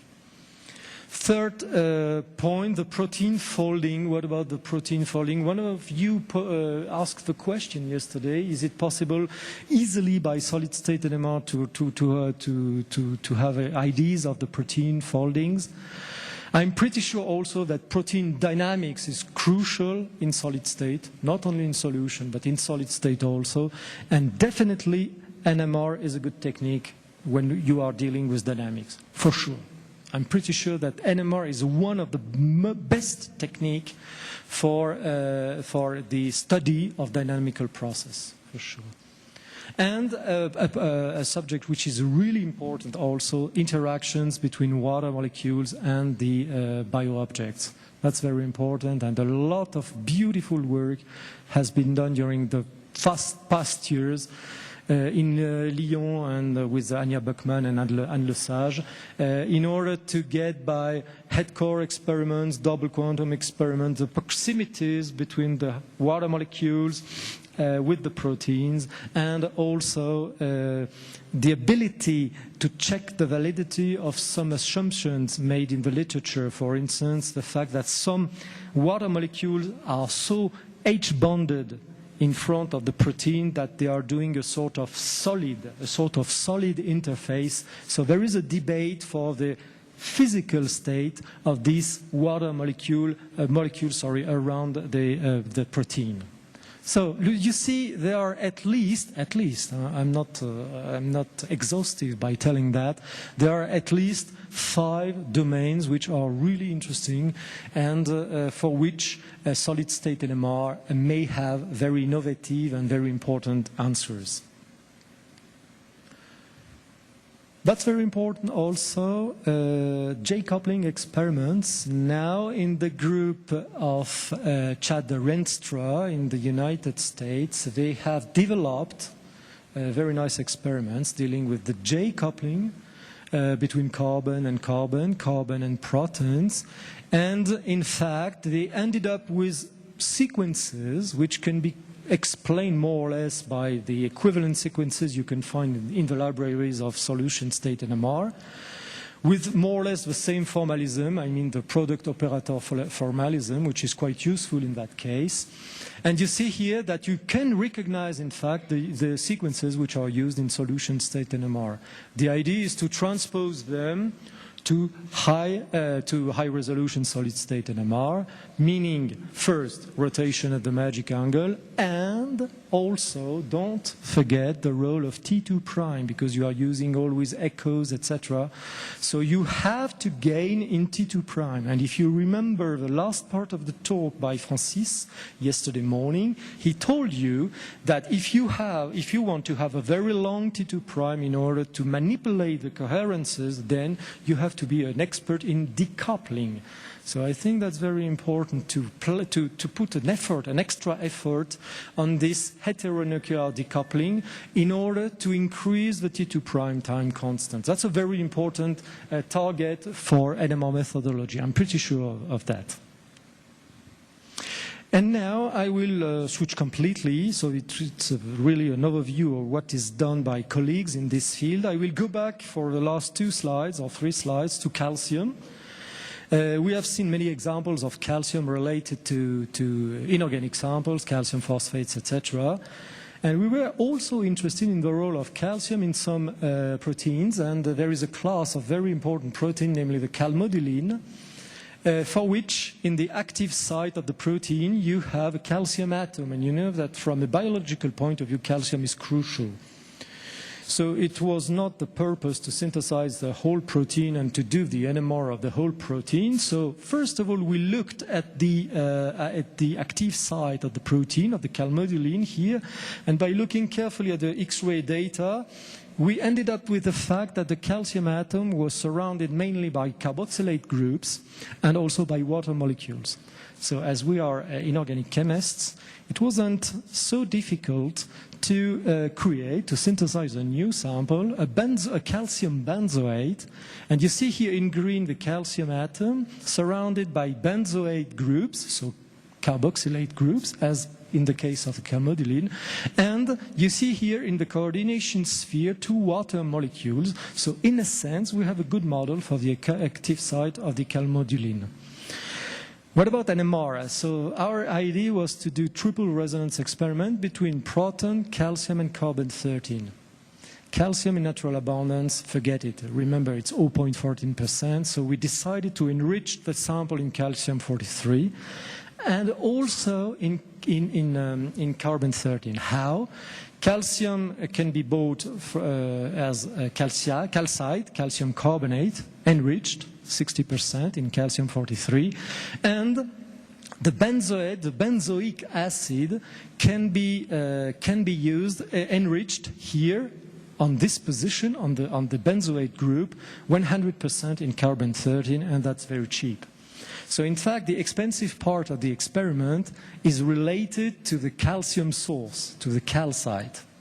So we have now a very nice spin system with a 7½ quadrupolar nucleus here, surrounded by spin 1/2, the carbon-13, because all the carbon-13 of the benzoate groups are 100% abundant now.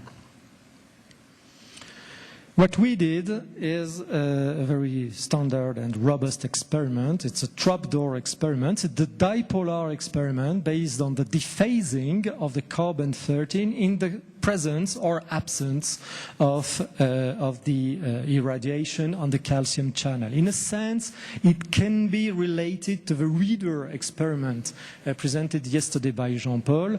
In this case, in the case of the trapdoor experiment, it's mainly devoted to a spin system with a quadrupolar nucleus, calcium, and a spin 1/2 nucleus, carbon-13. I have to say that it's not a quantitative experiment. It's at best a qualitative experiment, which will show you the proximities between the calcium and the carbon-13.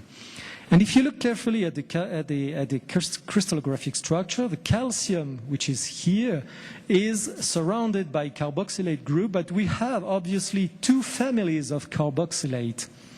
One carboxylate is here, close to the calcium atom. You see here the distance in light blue, 2.9 angstrom, and the second family is here with a much longer distance, about 5 angstrom. So is it possible by solid-state NMR to distinguish both resonances here for carbon-13? And as a matter of fact, when we are doing a standard CP-MAS experiment for carbon-13, we have 2 peaks which are very close in chemical shift, 173.2, 174.9, and they do correspond to the 2 inequivalent crystallographic sites which are present in the structure. But if the dipolar experiment works, if the trapdoor experiment works, one peak should be very sensitive to the presence in the space, to the presence of the calcium atom. So we did the trapdoor experiment, and here the dephasing of the light blue carbon-13 is very strong when compared to the dephasing of the dark blue atom. It means if the dephasing is very strong, it means that the distance between the calcium atom and the carbon atom is really short. So in a sense, from the experimental point of view, we have demonstrated that the peak which is here at 174.9 corresponds to this carbon atom here, not this one. This one, with the longer distance, is at 173.2 ppm. So you can see the next question, is JIPO able to predict exactly the same things? This is a challenge in a sense, because look at the difference here in chemical shifts. This is a very small difference. It means that the chemical shift difference is due to very subtle variations and especially here, the presence of calcium atom near this particular position. So we decided to do the JIPO calculation, and in fact, it works quite well. The predictions, which are presented here in red, are really close to the experimental data. So we were not only able to fully assign the both resonances by using experiments, namely here the trapdoor, calcium, carbon experiments, but we were also able to confirm the assignments by using JIPO. And you see here my message is that as soon as the chemical shift difference are at least 1 ppm, the JIPO calculations are accurate. What is 1 ppm? It's not too bad, in fact. If you think about the whole carbon-13 range, it's really good accuracy when you are dealing now with differences of 1 ppm. I have to say that less than 1 ppm, you will have errors in JIPO, and it will be very hard in that case to be sure of the assignment. But as soon as the difference you have on the experimental spectrum is bigger than 1 ppm, then you can trust, I think, the JIPO predictions. What is really interesting also is that the JIPO predictions were quite good for calcium. You could tell me, okay, you already shown us that JIPO was okay for calcium calculations, but I have shown you calculations only in the frame of inorganic compounds.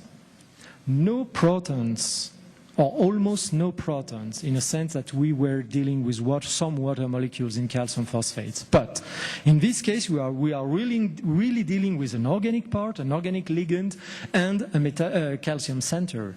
So the idea was to prove that it was possible to validate the JIPO approach also in this particular field. And you see here, this is the experiment corresponding to calcium-43 in this particular compound. You can see that the second order quadrupolar constant is for sure very small, because you have a very, very narrow broadening here of the line, almost nothing. And we know that the quadrupolar constant is very small in the case of calcium-43. What is really interesting also here is to simulate the satellites, because remember, we have satellites due to the first order interaction. So if we can simulate the satellites, we can extract the quadrupolar constants, and starting from the experimental data, so by the simulation of the experimental spectrum, by using, by the way, a program made by Jean-Paul named Quasar, we extracted the experimental the following value, 1.16 megahertz, which is really small, by the way, and also an asymmetry parameter of 0.6, and you see here that the JIPO parameters are really not bad. I mean, for CQ and also for eta Q, we have a very nice agreement between the calcium, between the experimental data for calcium and the calculated ones. I think, yes, this is the last slide of this second talk. I want to thank you for your attention, for sure. I want to thank also the organizers. I think that I am talking in the name of all my French colleagues. We were really impressed by your kindness, your efficiency. I want to thank Albert. I want to thank Mexican colleagues, Alfonso, Patrick also, who is surely in the audience. It was really good time for us, and thank you very much for that. I have to apologize also because I have to leave now, because I am flying to France this night from Mexico City. And I would have been very happy to stay a little bit more with you, talking and asking questions, etc. So from the French part of the meeting and also the Japanese part, all the foreigners here in this Congress, we want to thank you very much, because it was for us a very, very nice time. And I hope that there will be a second Congress, a third one, a fourth one, and maybe in 20 years this will be the grandson of Jean-Paul organizing the Congress. And I think that it's a good opportunity to establish contacts between students, French students, Mexican students, etc. Thank you very much.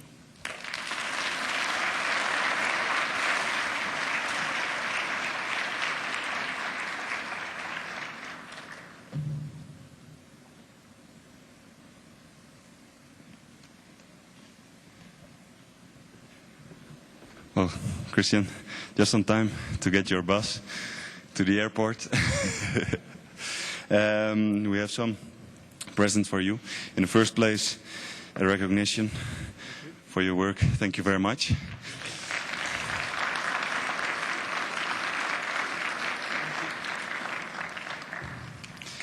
And then, in the name of our rector, Thank you so much. some books in English, one in English, one in Spanish. And we have also typical sweets from a vice rector. Okay, thank you very much.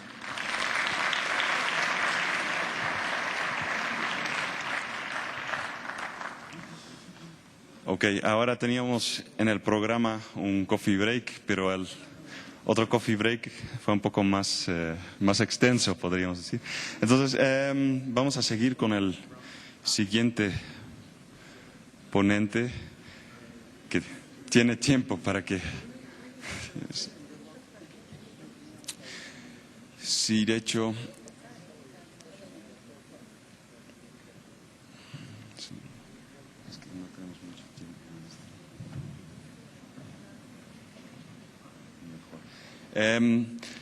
Las preguntas que tienen todavía para el doctor las va a contestar por correo electrónico después. Y ahora ya vamos a seguir con la próxima conferencia del doctor Guillermo.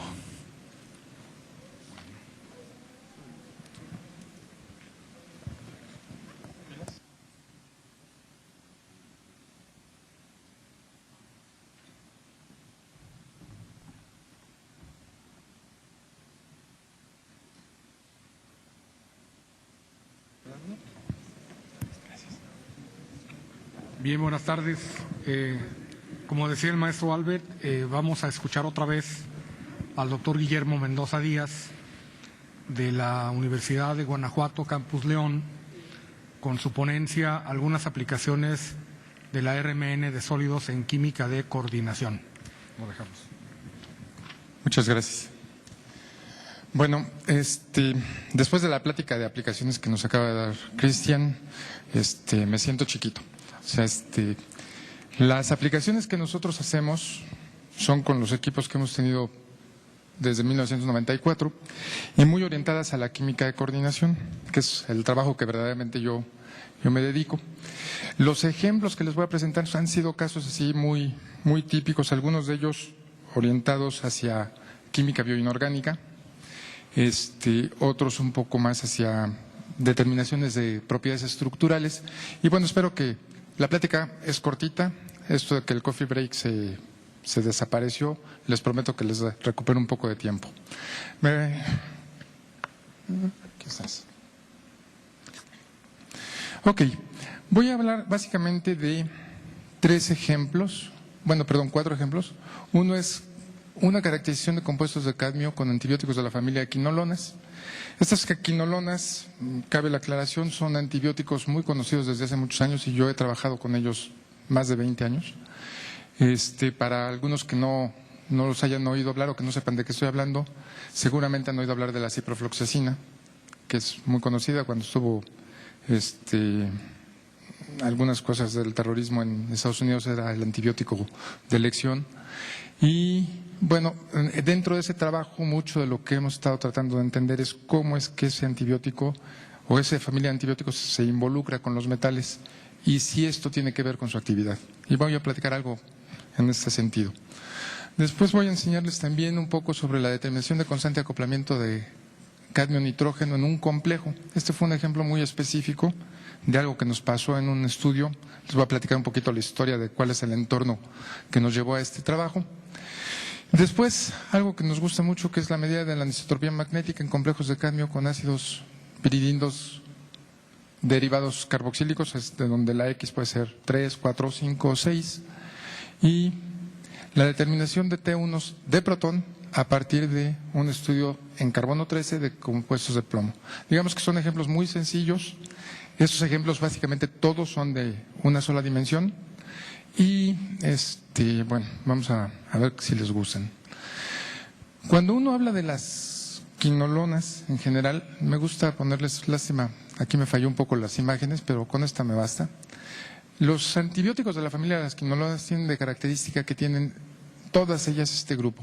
Un grupo ceto, en posición orto a un grupo carboxílico. Y tienen diferentes variaciones en esta región, que puede ser que, por ejemplo, tengan un nitrógeno aquí, que en ese caso se llamaría ácido anhidríxico, que el nitrógeno lo hayan tenido por acá, que entonces sería la sinoxacina, que en lugar de tener este grupo etilo tuvieran un grupo ciclopropilo, se llamaría la ciprofloxacina, y así sucesivamente. Hay muchas variaciones. Hay más de 10,000 compuestos que se han ido estudiando en estas familias, buscando actividad, y digamos que solo alrededor de unos 20 han llegado a ser productos comerciales. Dentro del trabajo que hemos realizado durante estos años, los compuestos nosotros sabemos que interactúan con los centros metálicos a través de estos dos grupos, de estos dos oxígenos, y se coordinan al cobre.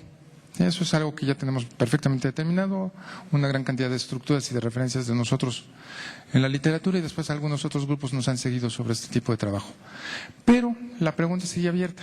¿Qué es lo que afecta de las quinolonas al centro metálico que puede cambiarle las actividades?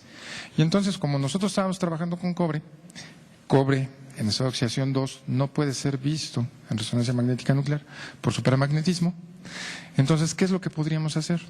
Y una de las cosas que metodológicamente se hace en la química bioinorgánica es buscar sustituir un metal por otro con la intención de buscar propiedades espectroscópicas que me den más información. Entonces aquí se nos ocurrió que cadmio era una buena opción. Cadmio no se parece a cobre mucho, pero pensábamos que nos podrían dar algún tipo de información y, por ejemplo, pensar qué tan diferente es el desplazamiento químico de cada uno de estos señores coordinado al cadmio. Y entonces lo primero que hicimos fue ver, tenemos los compuestos, se pueden obtener compuestos equivalentes a los de cobre, y para eso se hace una caracterización como sería en carbono 13 normal, simplemente que ahora los productos son insolubles, y estos productos, al ser insolubles, hay que trabajarlos en estado sólido. Y bueno, lo que vemos aquí son los espectros de resonancia de carbono 13 en sólidos, en donde vemos que pues me da toda la interpretación que yo necesito. Por ejemplo, aquí tengo un grupo etilo que claramente se ve aquí, ese grupo etilo está aquí también, pero también veo el grupo de las cinolonas aquí en este punto, que no lo tengo en este caso, pero tengo el grupo etilo y otro grupo metilo que se ve en este caso. Los aromáticos y los grupos cetónicos también se pueden identificar perfectamente bien. O sea, dentro de la técnica, el primer paso que uno podría decir, ¿para qué me sirve la resonancia magnética nuclear en química de coordinación o en una química que no de química orgánica que no tenga productos solubles? Pues en caracterizar el producto, en identificar si tengo lo que yo quiero. En la siguiente dijimos, bueno, y ahora, ok, ya tengo los productos, ahora lo que vamos a hacer es, vamos a hacer resonancia magnética de cadmio. Y aquí, adelantándome a una pequeña pregunta que seguramente alguien me podría llegar a hacer, cadmio tiene dos isótopos que son activos en resonancia magnética nuclear. Uno es cadmio 111 y el otro es cadmio 113.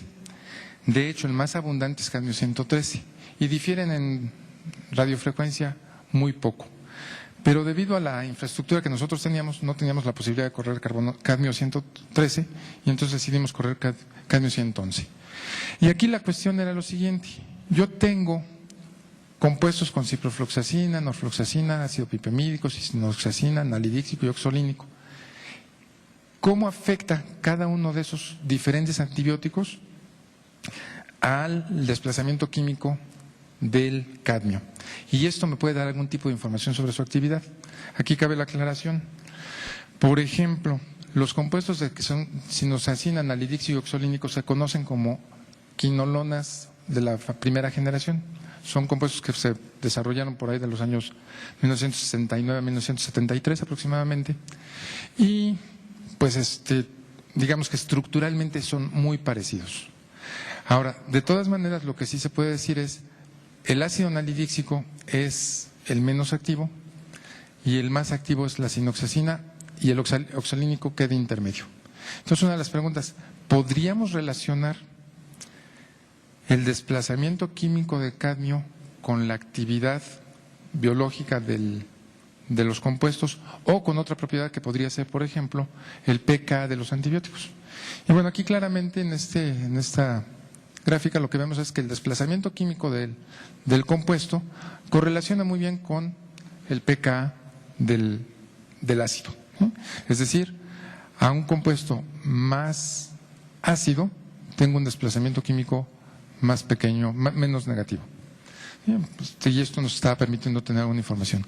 Después lo que vimos es que ciprofloxacina y norfloxacina son compuestos de la segunda generación, y lo que tienen de característica son compuestos que tienen ahora un flúor y un grupo piperacino en sus anillos en sustitución. Y bueno, lo que vemos es que ellos aparecen ligeramente parecidos. Y el pipemídico es un ácido que apareció y que tenía composiciones totalmente diferentes. Y entonces lo que vamos viendo es que de alguna manera esa estructura con los pKs y el desplazamiento químico de cadmio me permite irlos agrupando por familias. Familias que en un momento dado me pueden permitir ir haciendo mejores diseños sobre nuevos fármacos, nuevos antibióticos. O sea, aquí la pregunta es, ¿qué podría yo hacer para mejorar, por ejemplo, la actividad de esta familia? Si la actividad va creciendo en esta dirección, pues yo lo que necesito de alguna manera es algo que tenga un pK más ácido. Si yo quiero un antibiótico que tenga un pK más ácido, de alguna manera tengo que activar ese grupo carboxílico. Entonces, estos son el tipo de informaciones que me podrían dar. Aquí abajo también les estoy ilustrando cómo se ven los diferentes compuestos y precisamente una diferencia. Aquí se ha hablado mucho de giro al ángulo mágico a ultra alta velocidad, a alta velocidad y a baja velocidad. Los equipos, cuando nosotros los adquirimos, digamos que las altas velocidades eran 10.000, 12.000 Hz. Entonces, casi todos los experimentos que estuvieron hechos con nosotros son experimentos que están alrededor de 2.500 a 3.000 Hz, lo cual permite muy bien ver esas bandas satelitales que de alguna manera me están hablando de la anisotropía que tienen estos compuestos. En este caso no les voy a presentar el estudio de cómo se podrían tener, pero van dándose cuenta que, pues dependiendo del tipo de antibiótico, vamos viendo diferentes anisotropías. Por ejemplo, tanto el compuesto de cadmio oxolínico con el de cipro tienen una anisotropía similar, vamos a decir, en la misma dirección. En cambio, el que es con ácido anhídrico es totalmente diferente. Ese tipo de información nos empezaban a ayudar. Ok, cuando nosotros también aquí nos fuimos complicando la vida, empezamos a tener compuestos como este que se preparó, en donde ahora también teníamos fenantrolina, se tenía la estructura de rayos X, y en la estructura de rayos X aparece que estos dos átomos de cadmio son totalmente equivalentes. Y justo lo que les acaba de platicar Cristian, de repente por resonancia yo puedo ver sutilezas. Y resulta ser que en este compuesto, pues tengo dos sitios de cadmio no equivalentes desde el punto de vista de resonancia magnética nuclear, lo cual por rayos X no se identifica. Aquí el estudio todavía lo tenemos en proceso, no sabemos exactamente cuál es esa diferencia, pero si se fijan, una de las ideas que creo que trató de transmitir la plática anterior es, no hay una técnica buena, o sea, no es rayos X lo que sirve, no es resonancia lo que no me sirve, no es infrarrojo, sino es el conjunto de todas ellas que me permite armar un rompecabezas. Y en este caso, pues bueno, todavía el rompecabezas está en proceso. A ver, la que sigue. Ok. ¿Qué pasó aquí? Hace algunos años, por ahí de 2002, la doctora Laura Gasque de la Universidad Autónoma de México me invitó a ayudarla con una serie de problemitas. Ella estaba interesada en estudiar el sitio activo de la calvindina, que es una proteína que sirve para el transporte de calcio en los intestinos, cómo se absorbe. Y que también es la ruta por la cual la gente que tiene cadmio en su vecindad se intoxica. Entonces, uno de los intereses que tenía era cómo es que el cadmio se pega a la calvindina. Y bueno, vamos a empezar a trabajar desde abajo. ¿Cómo es que se pega a diferentes aminoácidos? Curiosamente, eso podría parecer historia antigua, pero en el 2002 todavía no era estuvimos buscando compuestos de coordinación con ácido aspartico, por ejemplo, con cadmio, y no había nada reportado en términos de estructura cristalina o de estudios de cómo era la coordinación. Entonces, finalmente, bueno, en ese caso se logró aislar un compuesto que tiene una geometría pseudooctaédrica. Aquí lo que es de llamar la atención es, si observan este nitrato, está bidentado, ocupando una posición en donde, si lo considera como monodentado, sería un sistema octaédrico. Es importante aquí que, pensando en estado sólido y pensando en resonancia, la distancia cadmio-nitrógeno no es muy grande, ¿sí? Entonces tenemos aquí dos posibles rutas de interacción entre el nitrógeno y el cadmio, una a través de los enlaces y otra directa, ¿sí? O sea, podríamos tener un acoplamiento J, un acoplamiento dipolar. Bueno, ¿qué pasó? Me dijeron, bueno, pues vamos a estudiar la resonancia de cadmio, vamos a caracterizarlo, y cuando lo empezamos a hacer esto, encontramos pues un espectro que, nuevamente, si se fijan aquí, la distribución de las bandas laterales me habla de una señal muy simétrica, ¿sí? Con muy poca anisotropía. Sin embargo, cuando tomamos este pico y lo amplificamos, vimos que tenía algo de estructura, y esta estructura, después nosotros aquí la que está amplificada, la parte superior es el espectro real, e hicimos una deconvolución para ver de qué se trataba. Nos llamó mucho la atención que en esta deconvolución, justamente, las integrales o las áreas bajo las curvas de estas dos señales eran idénticas y eran exactamente la mitad que la de en medio. Es decir, esto es un triplete. Y nos pusimos a buscar y nos atrevimos a proponer que esto, lo que estábamos viendo, era la constante de acoplamiento de cadmio 111 con nitrógeno 14 y que es del orden de 125 Hz, lo cual, dentro de lo que era en solución estudios reportados, estaban del orden de estas magnitudes. Y esto fue el primer ejemplo que hemos tenido de una constante de acoplamiento de este estilo reportada en la literatura. Bueno, aquí esto, yo dije, cuando vamos a publicar esto nos van a decir muchas cosas. Curiosamente, no ha habido mucho impacto. Nos han sugerido buscar por otros métodos, pero este trabajo ha sido citado varias veces por lo interesante del caso. Ok, ahora la parte importante de esta plática, en donde creo que los resultados son un poquito más novedosos, menos cuestiones de rutina. Cuando yo tengo un compuesto como en donde tengo un ácido dicarboxílico, como en este caso que sería el 1,3, no, perdón, ¿qué es? ¿Dónde está la pirina? El 2,4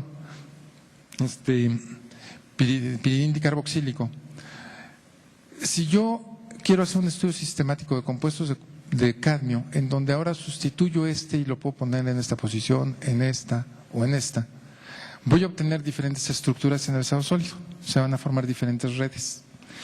Y la pregunta aquí es, ¿y esas redes cómo se van a portar?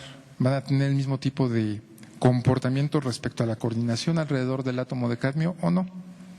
Y lo que encontramos aquí es que, bueno, por ejemplo, afortunadamente fue posible obtener esta estructura de rayos X, en donde tenemos un sistema también que, depende cómo lo quieran ver, es un sistema que es una bipirámide pentagonal, o un sistema octaédrico en donde el sistema carboxilato está ocupando en forma de puente la sexta posición. Entonces, pero esto nos va a hablar de que voy a tener un nivel de anisotropía importante. Se hicieron esto para el 2,4 y para todos los derivados con X, y aquí están el 2,3, el 2,5, el 2,6 y el 2,4. Y si se fijan, los desplazamientos químicos pues varían mucho, ¿sí? A pesar de que el ambiente químico es para todos ellos oxígenos, ¿sí? Entonces, bueno, ¿qué es lo que pasa? La otra cosa que veíamos es que había cuestiones como un desdoblamiento aquí residual que no podíamos entender muy bien. Después otros que tenían una banda muy ancha a pesar de estar girando la muestra. Otro que en cambio era bastante simétrico. Y entonces tomamos esta que fue la más ancha, por ejemplo, para estudiar, y lo que hicimos fue hacer un experimento en donde, esta es zona rotor estático, ¿sí? Ya las muestras quietas, en donde lo que queríamos ver era lo siguiente. nos empezó a interesar ver si podíamos, a partir de un experimento sencillo de tener el espectro a rotor estático haciendo desacoplamiento de alta energía, ver solo la anisotropía en el desplazamiento químico y eliminar todas las demás interacciones.